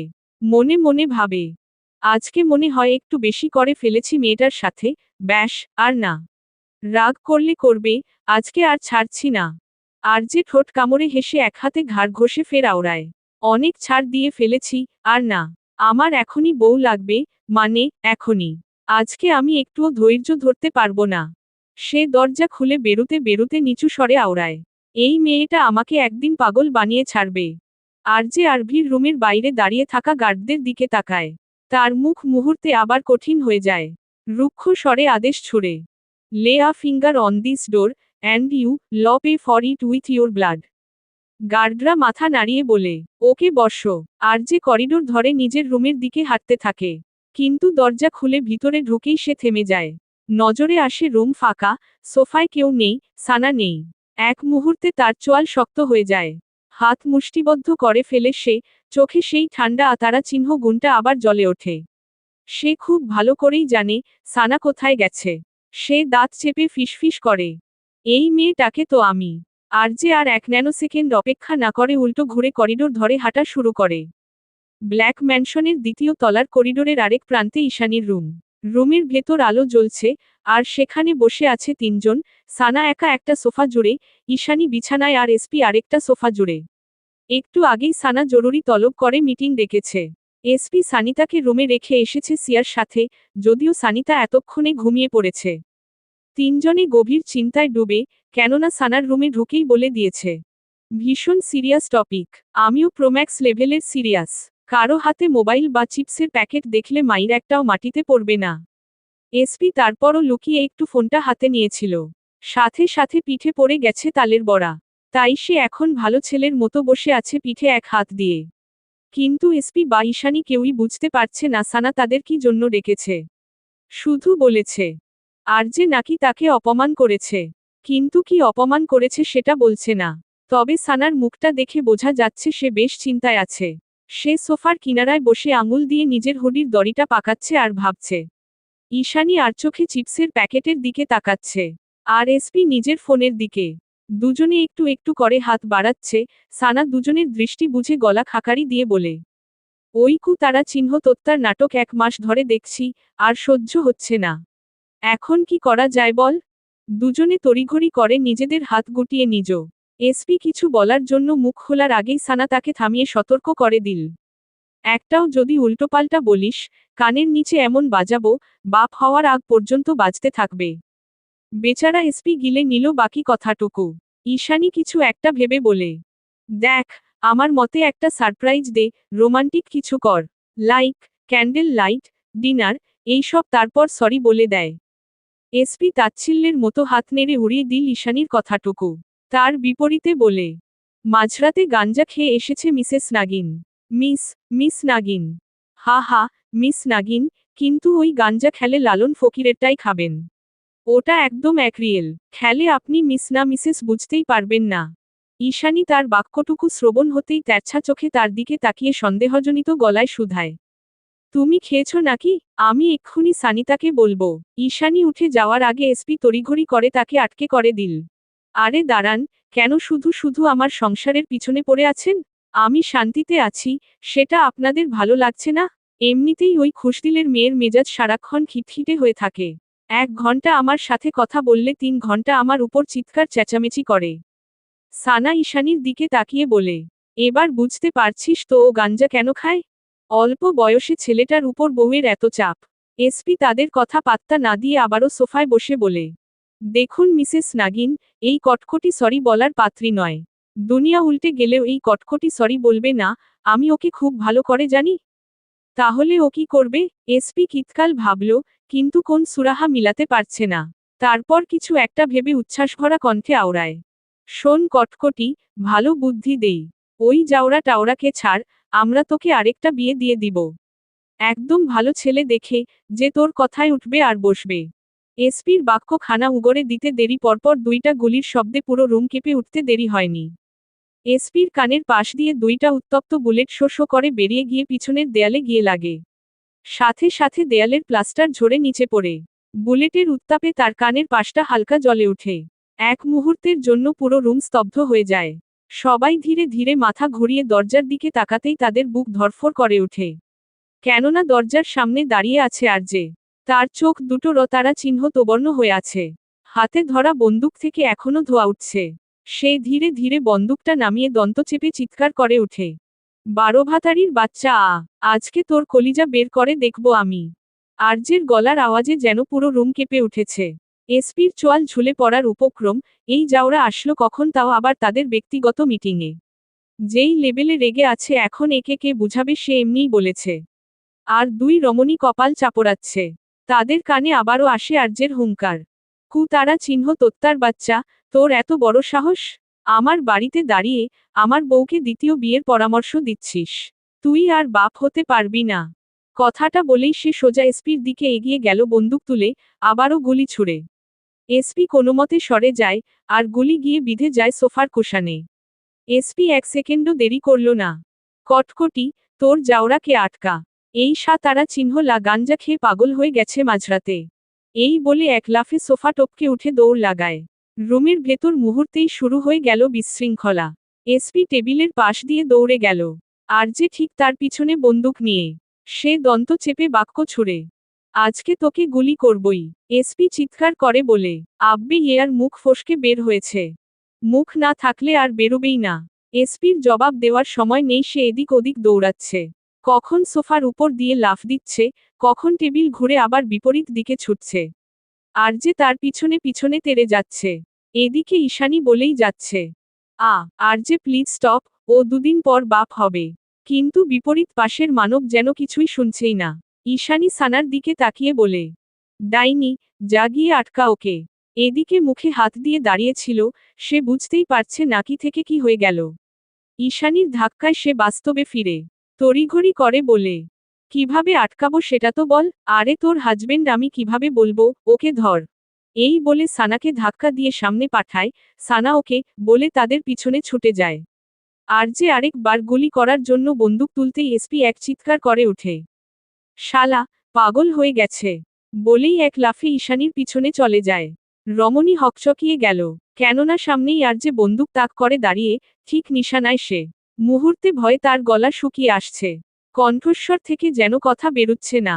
তারপরও তোতলাতে তোতলাতে বলে, আ আ আর যে, আমার এখনো বি বি বি পিছন থেকে এসপি বাকিটা বলে, বিয়ে হয়নি। হ্যাঁ, আমার বিয়ে হয়নি, আমি বি বি বি বিয়ে করতে চাই। হ্যাঁ, বিয়ে করতে চাই।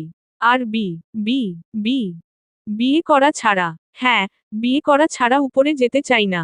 আমি কালকেই বি বি বি এসপি বিরক্ত হয়ে পিছন থেকে আবারও বলে, বিয়ে করব সান্ডাকে। হ্যাঁ, কালকেই বিয়ে করব সান্ডাকে। না না, সান্ডাকে বিয়ে করব না। আরজের রাগে সারা শরীর কাঁপছে, সে নিজের দন্ত পাট্টি পিষে আওড়ায়। চুপচাপ বেরিয়ে আয়, না হয় দুজনকেই গুলি মেরে দিব। আরজে ট্রিগারে হাত রাখতেই সানা দ্রুত এগিয়ে এসে তার হাত ধরে টেনে সরিয়ে নিল। সে এতক্ষণ ওদিকে আটকে ছিল আরজের পিছু নিতে গিয়ে। রমণী তাড়াতাড়ি ওকে টেনে নিয়ে যেতে থাকে। রানভীর, আরে ও এভাবেই বলেছে। কিন্তু আরজে যেন শুনছেই না। সে আবারও বলে, আজকে একে আমি গুলি করবই। এবার রমণী রেগেমেগে শক্ত কণ্ঠে শুধালো, আপনি আসবেন নাকি আমি রুমে গিয়ে দরজা বন্ধ করে দেব? মুহূর্তে আর যে বন্দুক নামিয়ে তার দিকে ভ্রু কুচকে তাকায়, নজরে আসে রমণী বুকে আড়াআড়ি ভাবে হাত বেঁধে নির্লিপ্ততা ভঙ্গিতে দাঁড়িয়ে আছে। সানা আর চোখে তাকিয়ে একটা দীর্ঘ শ্বাস ছেড়ে বলে, আরে আমি আরেকটা কেন করব, যখন একটা করে জীবন তেজপাতা হয়ে গিয়েছে।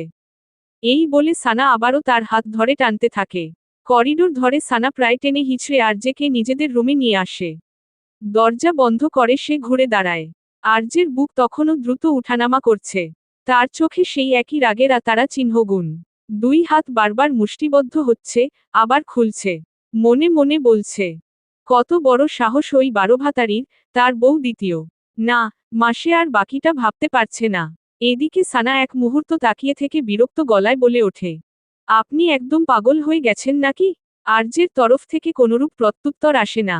সে শুধু দাঁড়িয়ে আছে, চোয়াল শক্ত করে।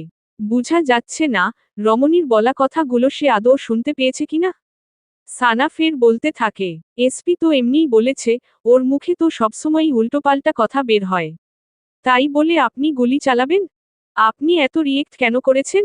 আর যদি সত্যিই কিছু হয়ে যেত? আপনার মাথা ঠিক আছে? হঠাৎ তার কথা থেমে যায়, কেননা ঠিক সেই মুহূর্তে আরজে ধীরে ধীরে চোখ তুলে তার দিকে তাকায়। সানার কথা মাঝপথেই আটকে যায়। তার বুকের ভেতরটা কেমন কেঁপে ওঠে। আর্যের চোখ দুটো অস্বাভাবিক লাল, রাগে অস্থিরতায়, আর তার ভেতরে যেন অন্যরকম একটা আগুন জ্বলছে। সানা অজান্তেই একটা ফাঁকা ঢোক গিলে ফেলে। সে কিছু বলতে যাবে ঠিক তখনই হঠাৎ আর্যে একটানে তাকে নিজের দিকে টেনে এনে এক ঝটকায় তাকে বিছানার উপর ফেলে দেয়। রমণী অবাক হয়ে উঠে বসতে যাবে, কিন্তু আর্যে ইতিমধ্যে বিছানার পাশে দাঁড়িয়ে গেছে। তার শ্বাস ভারী হয়ে উঠেছে, বুক দ্রুত উঠানামা করছে। রুমের নীরবতার মধ্যে তার শ্বাসের শব্দ স্পষ্ট শোনা যাচ্ছে। সানা একটু অস্থিরভাবে প্রশ্ন করে, কি হয়েছে আপনার, এভাবে তাকাচ্ছেন কেন? বিপরীত পাশ থেকে কোন প্রত্যুত্তর আসে না। সে ধীরে ধীরে নিজের শার্টের উপরের বোতাম খুলতে থাকে। তার আঙুলগুলো দ্রুত কাজ করছে, কিন্তু ঘোর লাগা দৃষ্টি এক মুহূর্তের জন্য সানার দিক থেকে সরে না। সানা একটু উঠে বসে ফের জিজ্ঞেস করে, আপনি এমন করছেন কেন? আরজে শার্টের আরেকটা বোতাম খুলতে খুলতে নেশালো কণ্ঠে শুধায়, আই ওয়ান্ট আ প্রিন্সেস, ওয়াইফি। সানা প্রথমে বুঝতে পারল না, এই রাতে কোথা থেকে প্রিন্সেস আনবে সানা। তাই ভ্রু কুঁচকে জিজ্ঞেস করে, মানে? কয়েক সেকেন্ড পরে হঠাৎ তার মাথায় কথাটার মানে ঢুকে যায়। মুহূর্তে তার চোখ বড় হয়ে যায়। সে চিৎকার দিয়ে বিছানা থেকে উঠে অন্য দিকে নামতে যায়। না না না, কিন্তু তার আগেই আরজে ঝট করে তার পা ধরে ফেলে। এক টানে তাকে আবার নিজের দিকে টেনে আনে।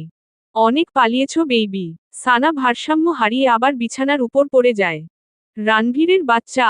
কথাটা শেষ হওয়ার আগেই আরজে ঝুঁকে রমণীর অধর যুগল আঁকড়ে ধরে। সানার চোখ বিস্ময় বড় হয়ে যায়। প্রথমে সে ছাড়ানোর চেষ্টা করে, কিন্তু আরজের হাত ইতিমধ্যেই তার কাঁধ আর কোমর জড়িয়ে ফেলেছে, গ্রিপ শক্ত করে। কয়েক সেকেন্ড পর ধীরে ধীরে সানার হাতও আরজের শার্ট আঁকড়ে ধরে। মুহূর্তে দুই কপতির শ্বাস ভারী হয়ে ওঠে।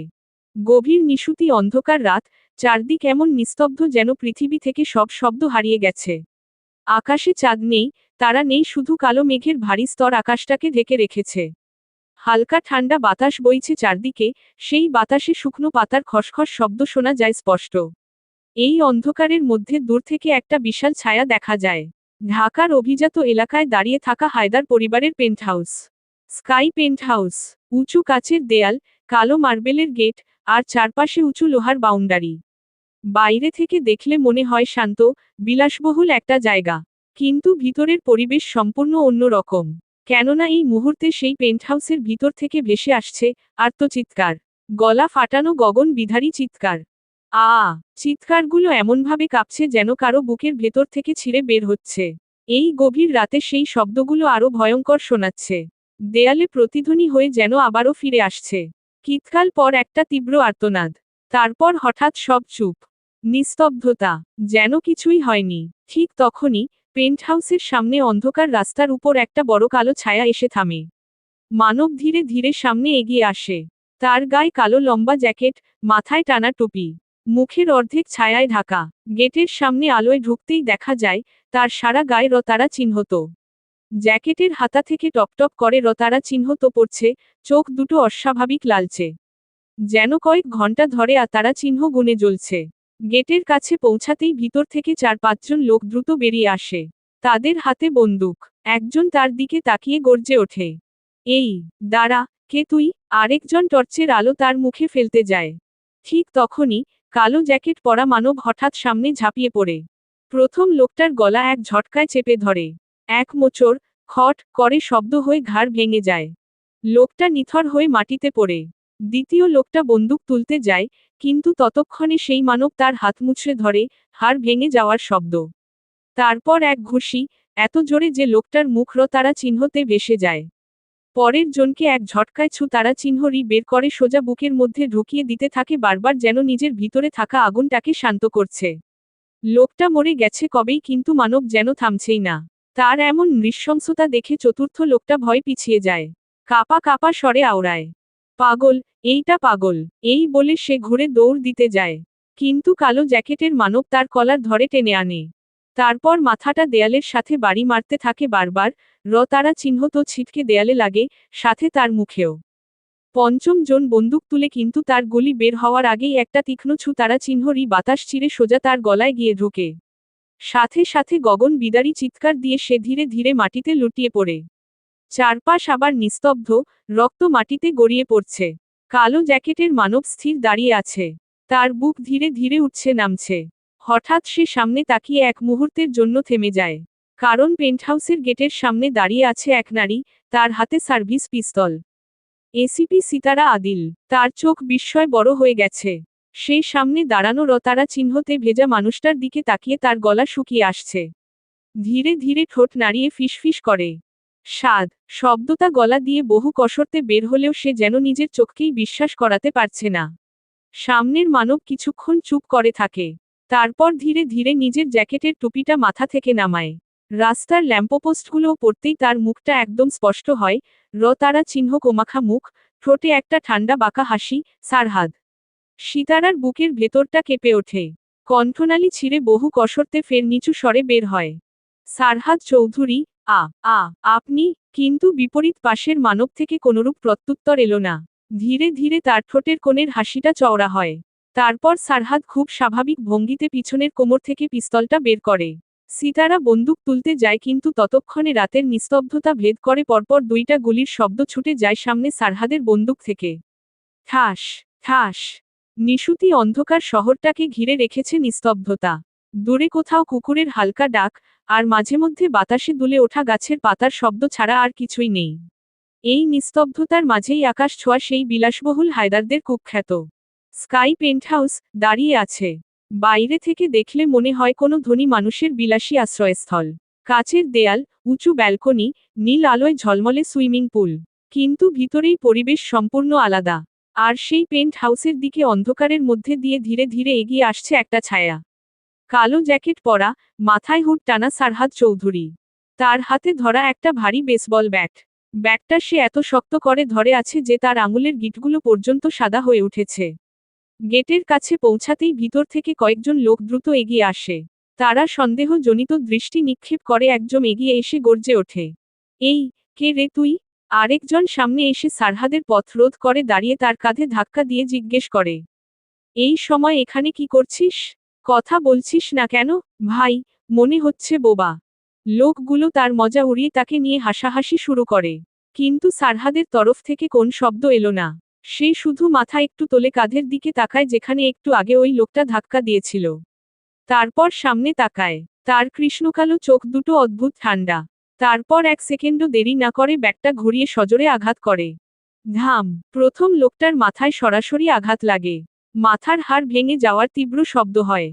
কিন্তু লোকটার মুখ থেকে কোন শব্দ বেরোলো না। সে সোজা মাটিতে লুটিয়ে পড়ে। দ্বিতীয় লোকটা কিছু বুঝে ওঠার আগেই ব্যাট তার চোয়ালে লাগে। চোয়াল একপাশে বেঁকে যায়, তারা চিহ্ন তো ছিটকে পড়ে মেঝেতে। তৃতীয় ব্যক্তি ঝাঁপিয়ে পড়তে যায় সারহাদের উপর, তার আগেই সারহাদ ঘুরে দাঁড়ায়, ব্যাটটা নিচ থেকে উপরে তুলে তার পাঁজরে আঘাত করে। লোকটা মাটিতে পড়ে কাতরাতে থাকে।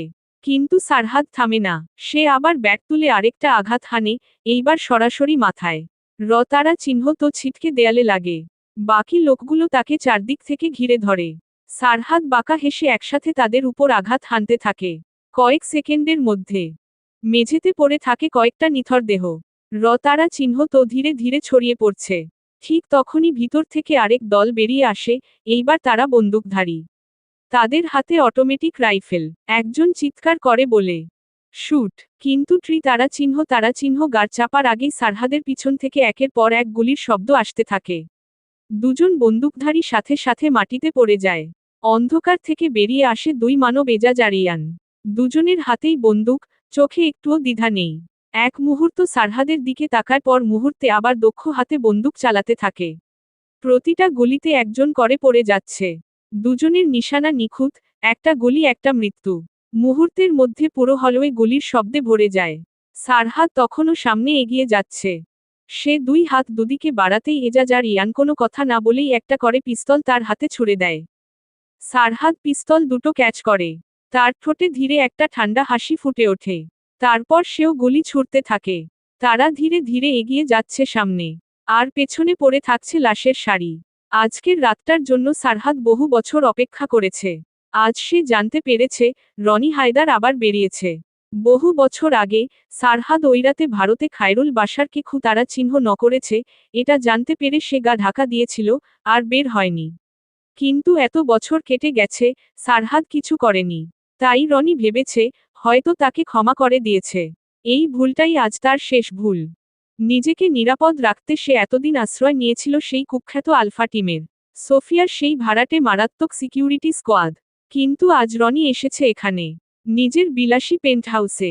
আজ সে এসেছে আনন্দ করতে, মদ, সঙ্গীত আর অচেনা নারীদের সাথে রাত কাটাতে। বাড়িতে তার স্ত্রী আর সন্তান থাকা সত্ত্বেও সে আজ অন্য নারীদের বাহুতে রাত কাটাতে এসেছে। সারহাদের চোখে তখন তারা চিহ্ন গুণ জ্বলছে বহু বছরের প্রতিশোধের। সে ধীরে ধীরে সিঁড়ি বেয়ে উপরে ওঠে, এজাজ আর ইয়ান তার পিছনে। পেন্টহাউসের করিডোরে এখন শুধু পড়ে আছে রতারা চিহ্ন তো আর নিথর দেহ। সারহাদ শেষ সিঁড়িটা পেরিয়ে উপরে ওঠে। তার সামনে একটা বড় দরজা। মিউজিকের শব্দ ভেসে আসছে ভেতর থেকে, সাথে হাসির আওয়াজ, নারীদের কণ্ঠ। সারহাদ দরজার সামনে এসে থামে। ঠোঁটে ধীরে একটা ভয়ঙ্কর হাসি ফুটে ওঠে। সারহাদ দরজায় টক টক টক করে 3বার নক করে। ভিতর থেকে কয়েক সেকেন্ড পরে দরজাটা খুলে যায়। সামনে একটা মেয়ে দাঁড়িয়ে আছে, চোখ নিচু করে। সে একবারও সারহাদের দিকে তাকায় না, চুপচাপ তার হাতে একটা ছোট চিপ তুলে দিয়ে পাশ কাটিয়ে বেরিয়ে যায়। এই পেন্টহাউসে আজ যেই মেয়েগুলো আছে, সবগুলোই সারহাদের পাঠানো। সারহাদ ধীরে ভেতরে ঢুকে পড়ে। রুমের ভিতরে লাল নীল নিয়ন আলো জ্বলছে, সাথে জোরে জোরে গান বাজছে। মাঝখানে দাঁড়িয়ে আছে রনি হায়দার।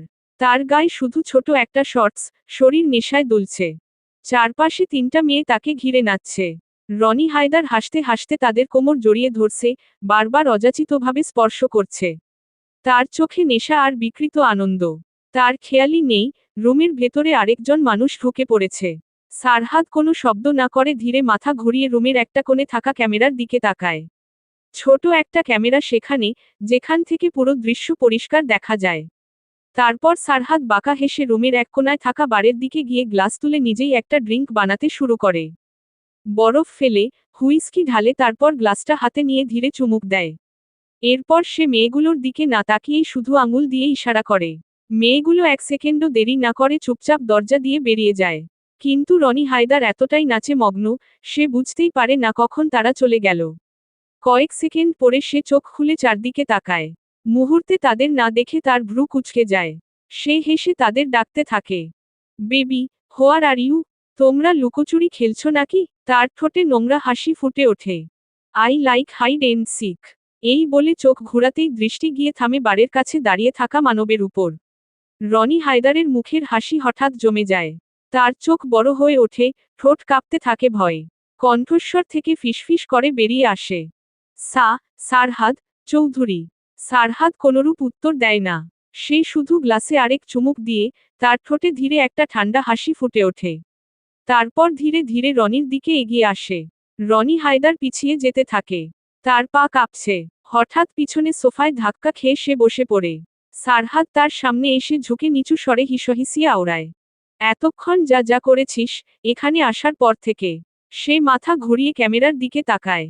সব ওই ক্যামেরায় রেকর্ড হয়েছে। কাল সকালেই এগুলো হবে নিউজের হেডলাইন। দেশের সবচেয়ে বড় সমাজসেবক, সাবেক লেফটেন্যান্ট জেনারেল রনি হায়দার মেয়েদের সাথে মাতাল হয়ে উলঙ্গ নাচছে। সাথে তোর অবৈধ ব্যবসার সব রেকর্ডিং। ভাবতে পারছিস কি হবে? তার বাক্যটুকু শ্রবণ হতেই রনি হায়দারের মুখ ফ্যাকাশে হয়ে যায়। হঠাৎ সে ঝাঁপিয়ে পড়ে সারহাদের পায়ে পা ধরে বারবার আকুতি মিনতি করতে থাকে, না না, প্লিজ এটা করিস না। আমি ভুল করেছি। আমি তোকে সব দেব। কিন্তু বিপরীতে থাকা সারহাদের চোখে কোনো প্রতিক্রিয়া নেই। সে ধীরে গিয়ে সোফায় বসে পড়ে। রনি হায়দার এখনও তার পা ধরে কাঁদতে কাঁদতে বলছে, আমার পরিবার আছে, আমার ছেলে আছে। সারহাদ ঠান্ডা গলায় শুধায়, কাল এগুলো তোর ছেলে দেখবে, তোর বউ দেখবে। রনি হায়দার আগের থেকে আরো বেশি আতঙ্কিত হয়ে পড়ে। না না, বউ না, বউ না। সারহাদ ঠোঁটের কোণে তাচ্ছিল্যের হাসি ঝুলিয়ে বলে, কেন, বউকে ভালবাসিস? তাহলে এতক্ষণ কি করছিলি? ওরা কি তোর বোন ছিল নাকি জানোয়ারের বাচ্চা? কথাটা শেষ না হতেই সারহাদ হাতে ধরা গ্লাসটা তুলে নিজের সর্বশক্তি দিয়ে সোজা রনির মাথায় ছুঁড়ে মারে। মুহূর্তে গ্লাসটা ভেঙে যায়। রনি হায়দার চিৎকার করে মাটিতে বসে পড়ে। রতারা চিহ্ন তো গড়িয়ে পড়ছে তার কপাল থেকে। সারহাদ পকেট থেকে ধীরে একটা সাদা রুমাল বের করে। তার হাতের চারপাশে পেঁচিয়ে নেয়। তারপর মেঝে থেকে গ্লাসের ভাঙা কাচের টুকরোগুলো তুলে নেয়। তার চোখে এখন এক অদ্ভুত শান্তি। সে ধীরে রনির হাত ধরে। তারপর ছ্যাক করে কাচটা তার হাতে বসিয়ে দেয়। রনি হায়দার আত্মা চিৎকার করে ওঠে। তারপর আরেকটা আঘাত, এইবার তার পায়ে। প্রতিটা আঘাতে রনির ভেতর থেকে গলা ফাটানো আর্তনাদ বেরিয়ে আসছে। কিন্তু সারহাদের মুখে কোনো পরিবর্তন নেই। সে যেন একটা যান্ত্রিক কাজ করছে, ধীরে ঠান্ডা মাথায়। কিছুক্ষণ পরে রনি হায়দারের শরীর আর নড়তে পারে না। তার গলা শুকিয়ে গেছে, চিৎকার করার শক্তিটুকুও নেই। সে তারা চিহ্নতে ভেজা অবস্থায় পড়ে আছে। সারহাদ ধীরে তার কাছে ঝুঁকে কানের কাছে ফিসফিস করে বলে, ডোন্ট ওয়ারি, আমি তোকে মারব না। কারণ তোর জন্য অন্য কাউকে ডেকেছি। সে একটু থামে, ধীরে ধীরে তার ঠোঁটের কোণে পৈশাচিক হাসি ফুটে ওঠে। তুই যদি এখনই মরে যাস, তাহলে বুঝবি কিভাবে আত্মসম্মান হারানোর যন্ত্রণা। যদিও তোদের আত্মসম্মান বলে কিছু নেই। কাল তোকে করতে তোলা হবে। যারা কাল পর্যন্ত তোকে সমাজসেবক বলতো, তোর পায়ে মাথা ঠুকত, তারাই কাল তোর গায়ে থুতু ছিটাবে। সারহাদের চোখে তখনও আতারা চিহ্ন গুণ জ্বলছে। সে ফিসফিস করে আওড়ায়, মনে আছে 18 বছর আগে তুই কি করেছিলি আমার বাবাকে। বাকি কথাটুকু বলার আগে সে থেমে যায়। তার গলা ভারী হয়ে আসে। চোখ বন্ধ করে ফের বলে, আমার সামনে উলঙ্গ করে পিটিয়েছিলি। মৃত্যুর আগ পর্যন্ত আমার ড্যাড আমার চোখের দিকে তাকাতে পারেনি, লজ্জায়। সে ধীরে রনির কলার ধরে তাকে তুলে বসায়। তার চোখের দিকে তাকিয়ে বলে, তুইও মৃত্যুর আগ পর্যন্ত তোর ছেলের চোখের দিকে তাকাতে পারবি না। ঠিক তখনই দরজায় দাঁড়িয়ে থাকা এজাজ আর ইয়ান এগিয়ে আসে। দুজন দুই দিক থেকে রনি হায়দারকে ধরে তার তারা চিহ্ন তাক্ত শরীরটা টেনে তুলে। তারপর ধীরে ধীরে তাকে নিয়ে নিচে নামতে শুরু করে। আর সারহাদ তাদের সামনে নিচে নামতে থাকে। পেন্টহাউসের নিচের ফ্লোরে তখন অদ্ভুত এক নীরবতা নেমে এসেছে। কিছুক্ষণ আগেও যেখানে গুলির শব্দ, ধস্তাধস্তি আর চিৎকারে বাতাস ভারী হয়ে উঠেছিল, এখন সেখানে শুধু পড়ে আছে নিথর দেহ আর গুলির ধোঁয়ার গন্ধ। বাইরের গেটের সামনে এসে থেমে আছে একটা সিআইডির গাড়ি। গাড়ি থেকে ধীরে নামলেন এসিপি সিতারা আদিল। রাতের অন্ধকারে চারপাশে চোখ বুলিয়ে নিল সে। তার মনে প্রশ্নের পর প্রশ্ন ঘুরছে। কিছুক্ষণ আগেই একটা অচেনা নম্বর থেকে ফোন এসেছিল। শুধু একটা কথাই বলা হয়েছিল তাকে, পেন্টহাউসে আসুন, সত্যিটা পাবেন। লোকটা নিজের নাম বলেনি আর না পরিচয়। প্রথমে সে আসতে চায়নি, কিন্তু কণ্ঠে এমন একটা অদ্ভুত নিশ্চয়তা ছিল, যেন সে জানে সে কি বলছে। সেই কণ্ঠের টানেই সিতারা এখানে এসেছে। সে বন্দুক হাতে সামনে কয়েক পা বাড়াতেই সারহাদের সেই নৃশংস তারা চিহ্ন নগুলো দেখে স্তব্ধ হয়ে যায়। সিতারা এখানো মূর্তির ন্যায় বন্দুক তাক করে আছে, কিন্তু সামনের মানব তার দিকে তাকিয়েই পর মুহূর্তে পরপর দুটো গুলি চালিয়ে দেয়। সিতারা এক বিন্দু পরিমাণ টলল না, সে ধীরে ধীরে পিছনে ঘুরে তাকায়। নজরে আসে তার পিছনে দৌড়ে আসছিল রনি হায়দারের দুজন লোক। কিন্তু এখন তারা মাটিতে পড়ে আছে। দুজনেরই কপালের মাঝখানে নিখুঁত গুলির দাগ। সিতারা অবাক হয়ে তাকিয়ে থাকে, তারপর ধীরে সামনে তাকায়। দৃষ্টি স্থির হয় কালো জ্যাকেট, ঠান্ডা চোখ, ঠোঁটে মৃদু তাচ্ছিল্যের হাসি দিয়ে দাঁড়িয়ে থাকা সারহাদ চৌধুরী। সিতারা অজান্তেই একটা ফাঁকা ঢোক গিলে ফেলে। তার বুকের ভেতরটা কেমন যেন কেঁপে ওঠে। ঠিক তখনই সারহাদের পিছন দিয়ে এগিয়ে আসে এজাজ আর ইয়ান। তাদের মাঝে আধমরা অবস্থায় ঝুলে আছে রনি হায়দার। তার সারা শরীর তারা চিহ্নতে ভেজা, মাথা নিচু হয়ে আছে। সিতারা কয়েক সেকেন্ড তাকিয়ে থাকে। তারপর গাড়ির দিকে চোখ ঘুরিয়ে ইশারা করে।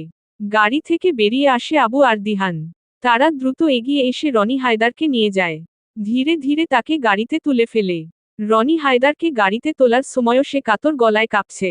সবকিছু যেন খুব দ্রুত ঘটে গেল, সে কিছু বুঝে উঠতেই পারেনি। সারহাদ চাইলেই এখানে রনিকে মারতে পারত, কিন্তু সে চেয়েছিল তার বাবা যেমন অসম্মানিত হয়েছে তাকে সেভাবেই মারতে। সেজন্য একজন আইনের লোকের দরকার ছিল, আর তাই সে সিতারাকে কল করে ডেকেছে। এখন সামনে দাঁড়িয়ে আছে শুধু দুজন মানুষ, সিতারা আর সারহাদ। সারহাদ ধীরে ধীরে তার দিকে এগিয়ে আসে। সিতারা তার নিষ্প্রাণ দৃষ্টিতে চোখ রেখে বলে, মিস্টার চৌধুরী, এইসব কাজ আইন করতে পারত। আইন ওদের অবশ্যই শাস্তি দিই। তার বাক্যটুকু সম্পন্ন করার আগেই হঠাৎ সারহাদ অট্টহাসিতে ফেটে পড়ে। শীতল, তাচ্ছিল্যভরা, আর ভয়ঙ্কর সেই হাসির দিকে সিতারা ভ্রু কুঁচকে তাকিয়ে থাকে। সে বুঝতে পারছে না এই হাসির মানে। কিছুক্ষণ পরে সারহাদ হাসি থামিয়ে তীব্র বিদ্রূপ করে বলে, আইন? আপনার সেই আইন এই 18 বছর কোথায় ছিল? আমি তো 18 বছর ওদের মারিনি। কই, আপনার আইন তো ওদের ধরতে পারেনি। হঠাৎ সে চিৎকার করে বলে, আরে আজ পর্যন্ত এটাই প্রমাণ করতে পারেনি আমার বাবা আর দাদাকে তারা চিহ্ন ন করা হয়েছিল, এক্সিডেন্ট হয়নি। আর আজ আপনি আমাকে বলছেন আইনের উপর বিশ্বাস রাখতে? সিতারা ঠান্ডা গলায় প্রত্যুত্তর করে, আপনি কখনো আইনের কাছে সাহায্য চাননি। আমরা জিজ্ঞেস করেছিলাম, আপনি নিজেই অস্বীকার করেছিলেন। মিস আদিল যেদিন আমার বাবা আর দাদাকে তারা চিহ্নে ফেলা হয়েছিল, সেদিন আমার মা নিজের সন্তান, নিজের সম্মান, সবকিছু ছেড়ে প্রতিটা পুলিশ স্টেশনে দৌড়েছে। কিন্তু কেউ রিপোর্ট পর্যন্ত লিখতে রাজি হয়নি। যেই পুলিশ কাল পর্যন্ত আমার দাদার চামচামি করেছে, তারা ওই দিন তার নাম শুনে আমার মাকে ধাক্কা মেরে পুলিশ স্টেশন থেকে বের করে দিয়েছে। একেই বলে ক্ষমতা, এটাই আপনার আইনের ক্ষমতা। আর আপনি আমাকে বলছেন আইনের উপর ভরসা রাখতে? কয়েক সেকেন্ড নির্বতায় কেটে যায়। বিপরীত পাশের রমণীর থেকে কোন জবাব আসে না।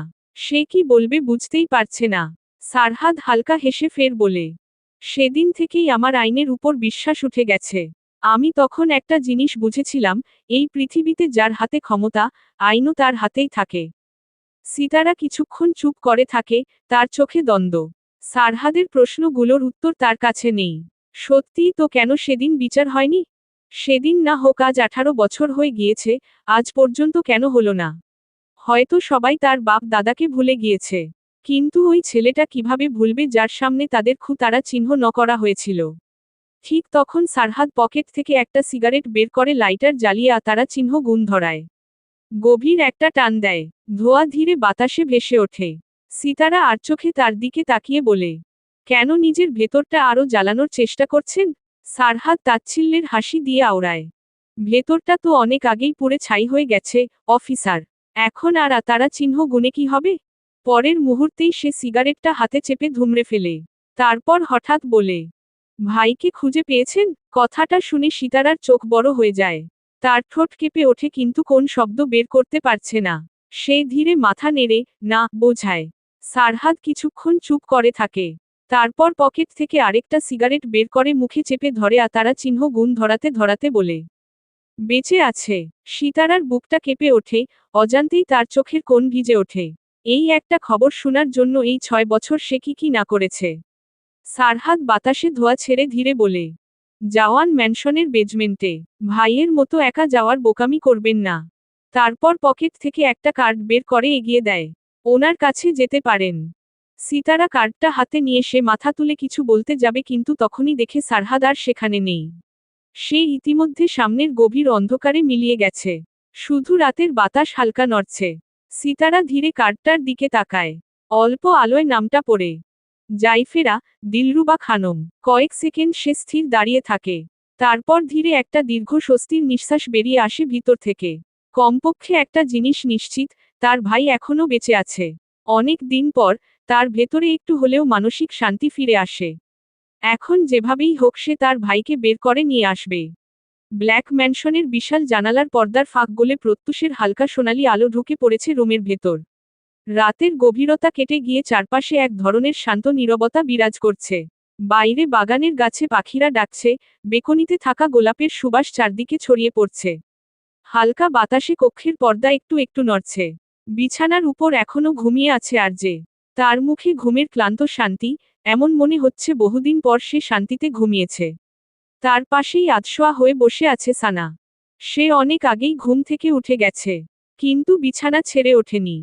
সে একদৃষ্টিতে তাকিয়ে আছে আরজের মুখের দিকে। যেন এই মুখটা সে নিজের চোখ দিয়ে গিলে ফেলতে চায়। যেন এই মানুষটাকে সে আবার হারিয়ে ফেলতে পারে, এই ভয়টা এখনো তার ভেতরে কোথাও লুকিয়ে আছে। তবে তার এই শান্তির ঘুম রমণীর সহ্য হচ্ছে না। সারারাত তাকে জ্বালিয়ে এখন নিজে কি সুন্দর শান্তিতে ঘুমাচ্ছে। একবার ভাবে, ওই দিনের মতো তার নাক চেপে ধরবে, পর মুহূর্তে ভাবে, থাক একটু ঘুমাক। সানা ধীরে ধীরে হাত বাড়ায়। তার আঙুলগুলো খুব আস্তে করে ছুঁয়ে দেয় আরজের কপাল, তারপর ভ্রু, তারপর চোখের পাতা। তার স্পর্শ এত হালকা যে, যেন বাতাস ছুঁয়ে যাচ্ছে। আর রমণী যেন প্রতিটা স্পর্শ দিয়ে এই মুখটাকে নিজের মনে গেঁথে নিতে চাইছে। তার আঙুল ধীরে ধীরে নেমে আসে গালে, চোয়ালে, শেষে এসে থামে আরজের অ্যাডামস অ্যাপেলে। ঠিক সেই মুহূর্তে হঠাৎ আরজে এক ঝটকায় সানার হাতটা ধরে ফেলে, একই সাথে চোখ খুলে ফেলে। রমণী এক মুহূর্তের জন্য একেবারে থতমত খেয়ে যায়। তারপর তাড়াতাড়ি চোখ বন্ধ করে ফেলে। এবং লজ্জায় মুখ লুকিয়ে ফেলে আরজের চওড়া বুকের মধ্যে। আরজে কয়েক সেকেন্ড তাকিয়ে থাকে। তার ঠোঁটের কোণে ধীরে একটা দুষ্টু হাসি ফুটে ওঠে। সে পুরুষালী হাসকিশরে আওড়ায়, মনে হয় ম্যাডামের রাতের বেলা।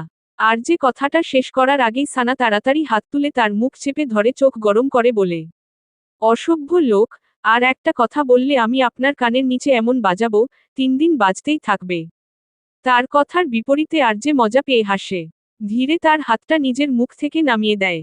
সানা এক পলক তার দিকে তাকিয়ে তারপর হঠাৎ মুখ ফুলিয়ে অন্যদিকে তাকিয়ে থাকে, ছোট বাচ্চাদের মতো অভিমানী মুখ করে। তারপর গম্ভীর গলায় শুধালো, আমি আপনার সাথে কথা বলবো না। আরজে ভ্রু তোলে তাকায়। প্রথমত সে সানাকে এমন করতে কখনো দেখেনি, তার উপর বাচ্চাদের মতো মুখ ফুলানো তো কখনোই না। তাকে আরো কাছে টেনে জিজ্ঞেস করে, কেন? আপনি আমাকে 1 মাস ধরে ইগনোর করেছেন, একদম কথা বলেননি। আমিও 1 মাস আপনার সাথে কথা বলবো না। এই বলে সে আবার মুখ ফিরিয়ে নেয়। আরজে কিছুক্ষণ চুপ করে থেকে বলে, তুমি যে আমাকে 6 বছর একা ফেলে চলে গেলে, ওই সময়টার কি হবে? সানা তার জবাবে কিছুক্ষণ চুপ থেকে তারপর ধীরে আবার আরজের দিকে ফিরে আসে। রমণী স্বামীর বক্ষস্থলে মাথা রেখে নরম গলায় বলে, আমি শুধু আমার সন্তানের কথা ভেবেছিলাম। তোমার কি মনে হয় আমি আমাদের সন্তানকে প্রোটেক্ট করতে পারতাম না? আমি বিভ্রান্ত হয়ে গিয়েছিলাম। সাইমা বলেছিল, থমাস আপনার খুব কাছের কেউ। তিনি বলেছিলেন সেটা জ্যাকো হতে পারে, কাইলিনও হতে পারে। তারপর ওই মার্কান, সে তো আপনার একদম কাছের মানুষ। তার উপর আপনার মায়ের কথা, এই সব কথা 1 মাস ধরে আমার মাথার ভেতর ঘুরছিল। আমি বুঝতেই পারছিলাম না কি করব।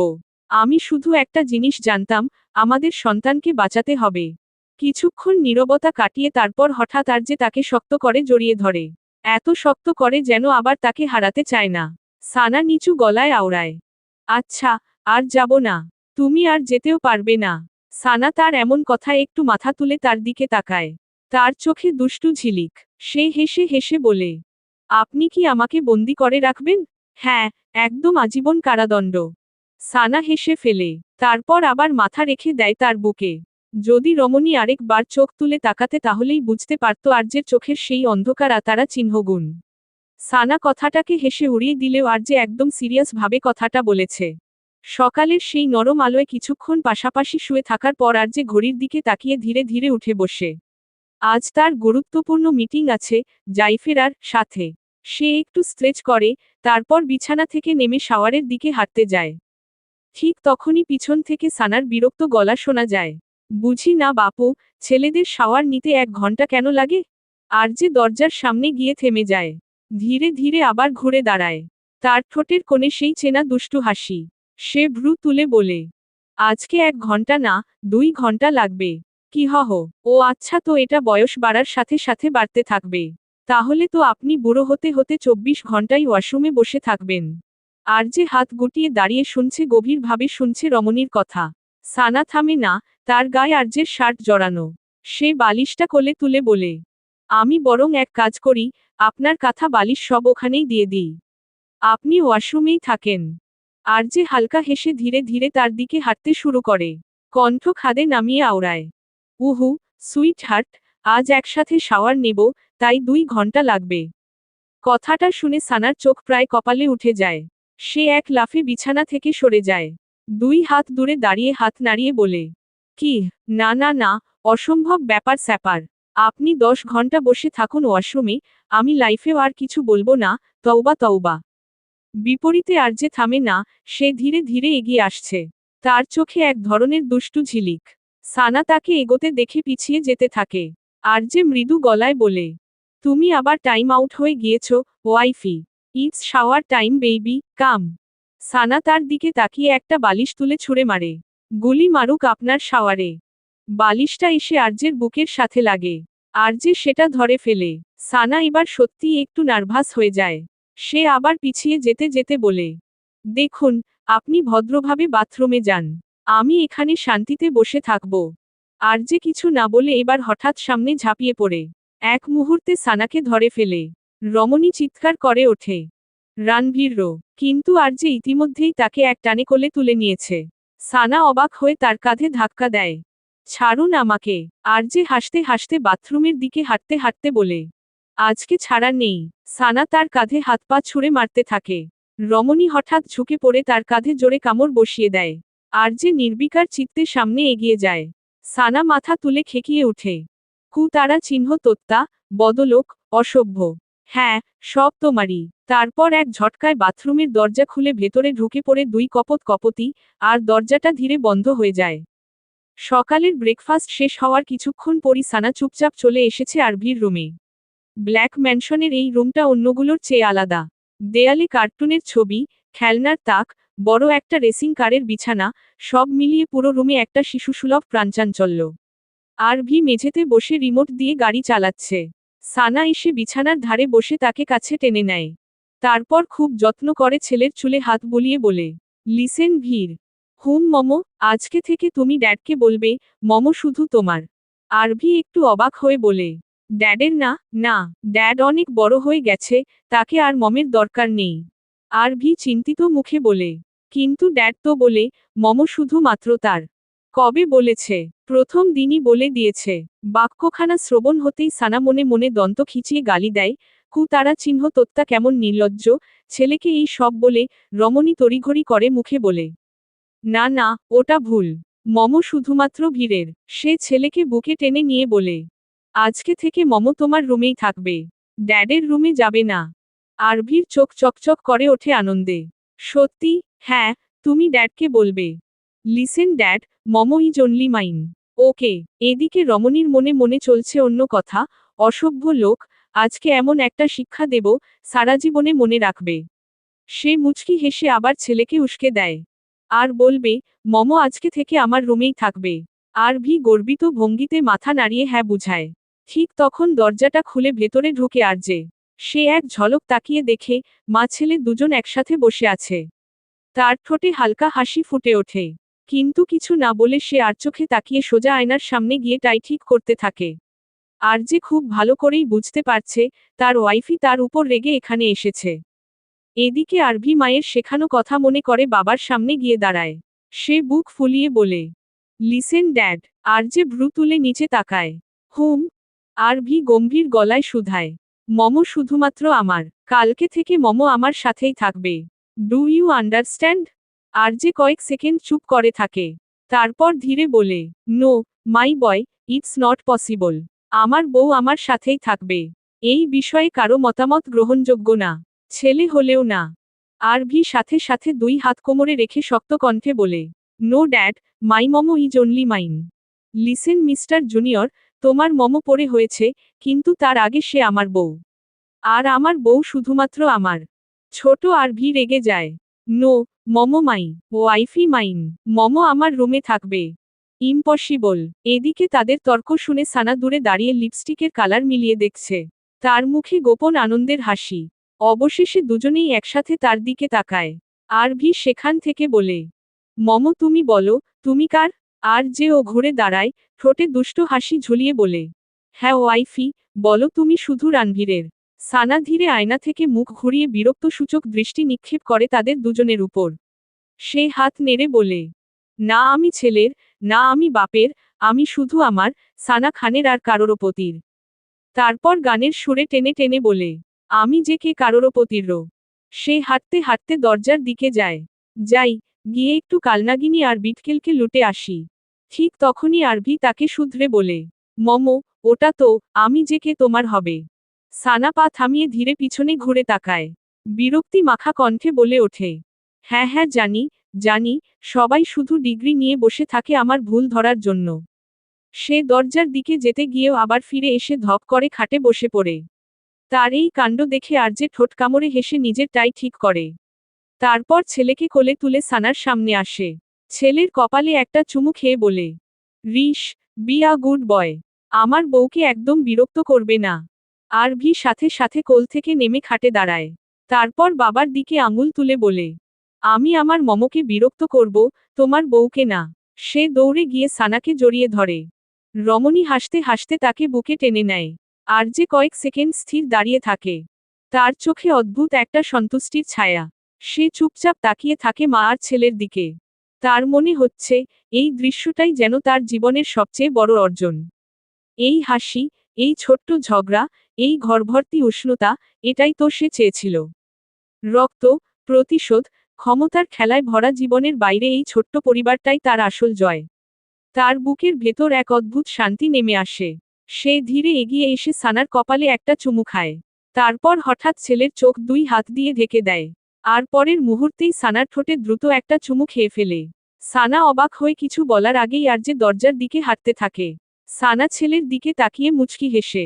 তারপর হঠাৎ তাকে কাতুকুতু দিতে শুরু করে। আরভি হাসতে হাসতে চিৎকার করে ওঠে। মমো, নো! রুমটা আবার হাসির শব্দে ভরে ওঠে। আরজে রুম থেকে বেরিয়ে যাওয়ার কিছুক্ষণ পরই পুরো ব্ল্যাক ম্যানশন আবার শান্ত হয়ে আসে। রুমের ভেতরে তখন শুধু সানা আর ছোট আরভি। আরভি বিছানার উপর বসে মোবাইলে গেমস খেলছে। আর সানা অল্প বিরক্ত মুখে ফোন স্ক্রুল করতে করতে বসে আছে। আরও কিছুকাল পর হঠাৎ একসাথে কয়েকটা গুলির শব্দ বাইরে থেকে কানে আসে রমণীর। সানার ভ্রু কুঁচকে যায়। সে মাথা তুলে তাকায়। আর ভিও থেমে যায়। মমো, এটা কি? সানা কোন উত্তর না দিয়ে সে ধীরে ধীরে উঠে দাঁড়ায়। তার বুকের ভেতর অকারণ একটা অস্বস্তি জন্মাচ্ছে।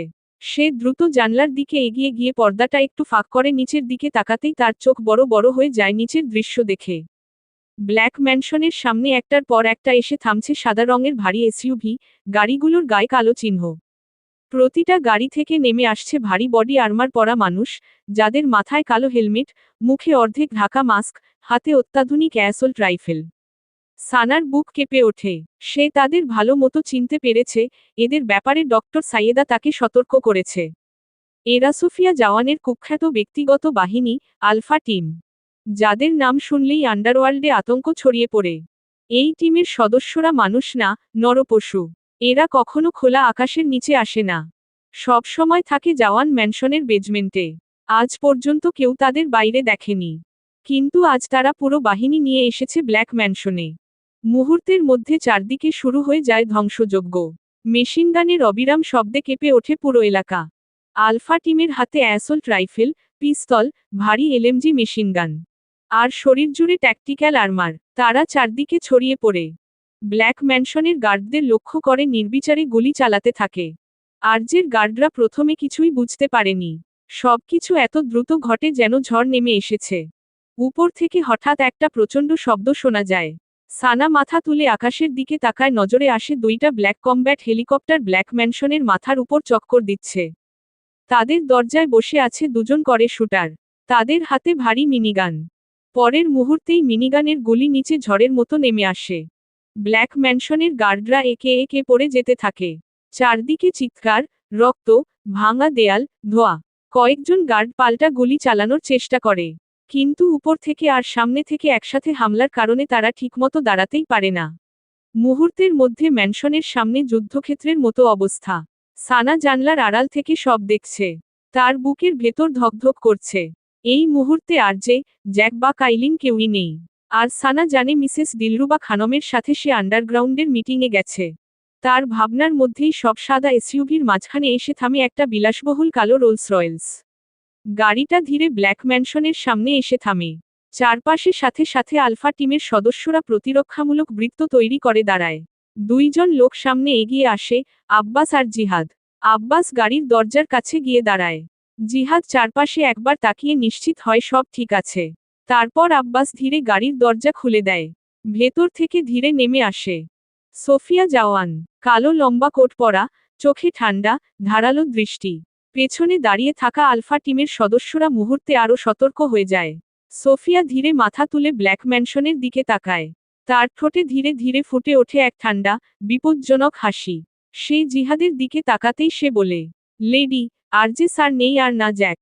পুরো ম্যানশন ফাঁকা। সোফিয়া ঠোঁটে সন্তুষ্টির হাসি খেলে গেল। সে ধীরে ধীরে পা বাড়ায় ম্যানশনের ভিতরের দিকে উদ্দেশ্য। আর ভি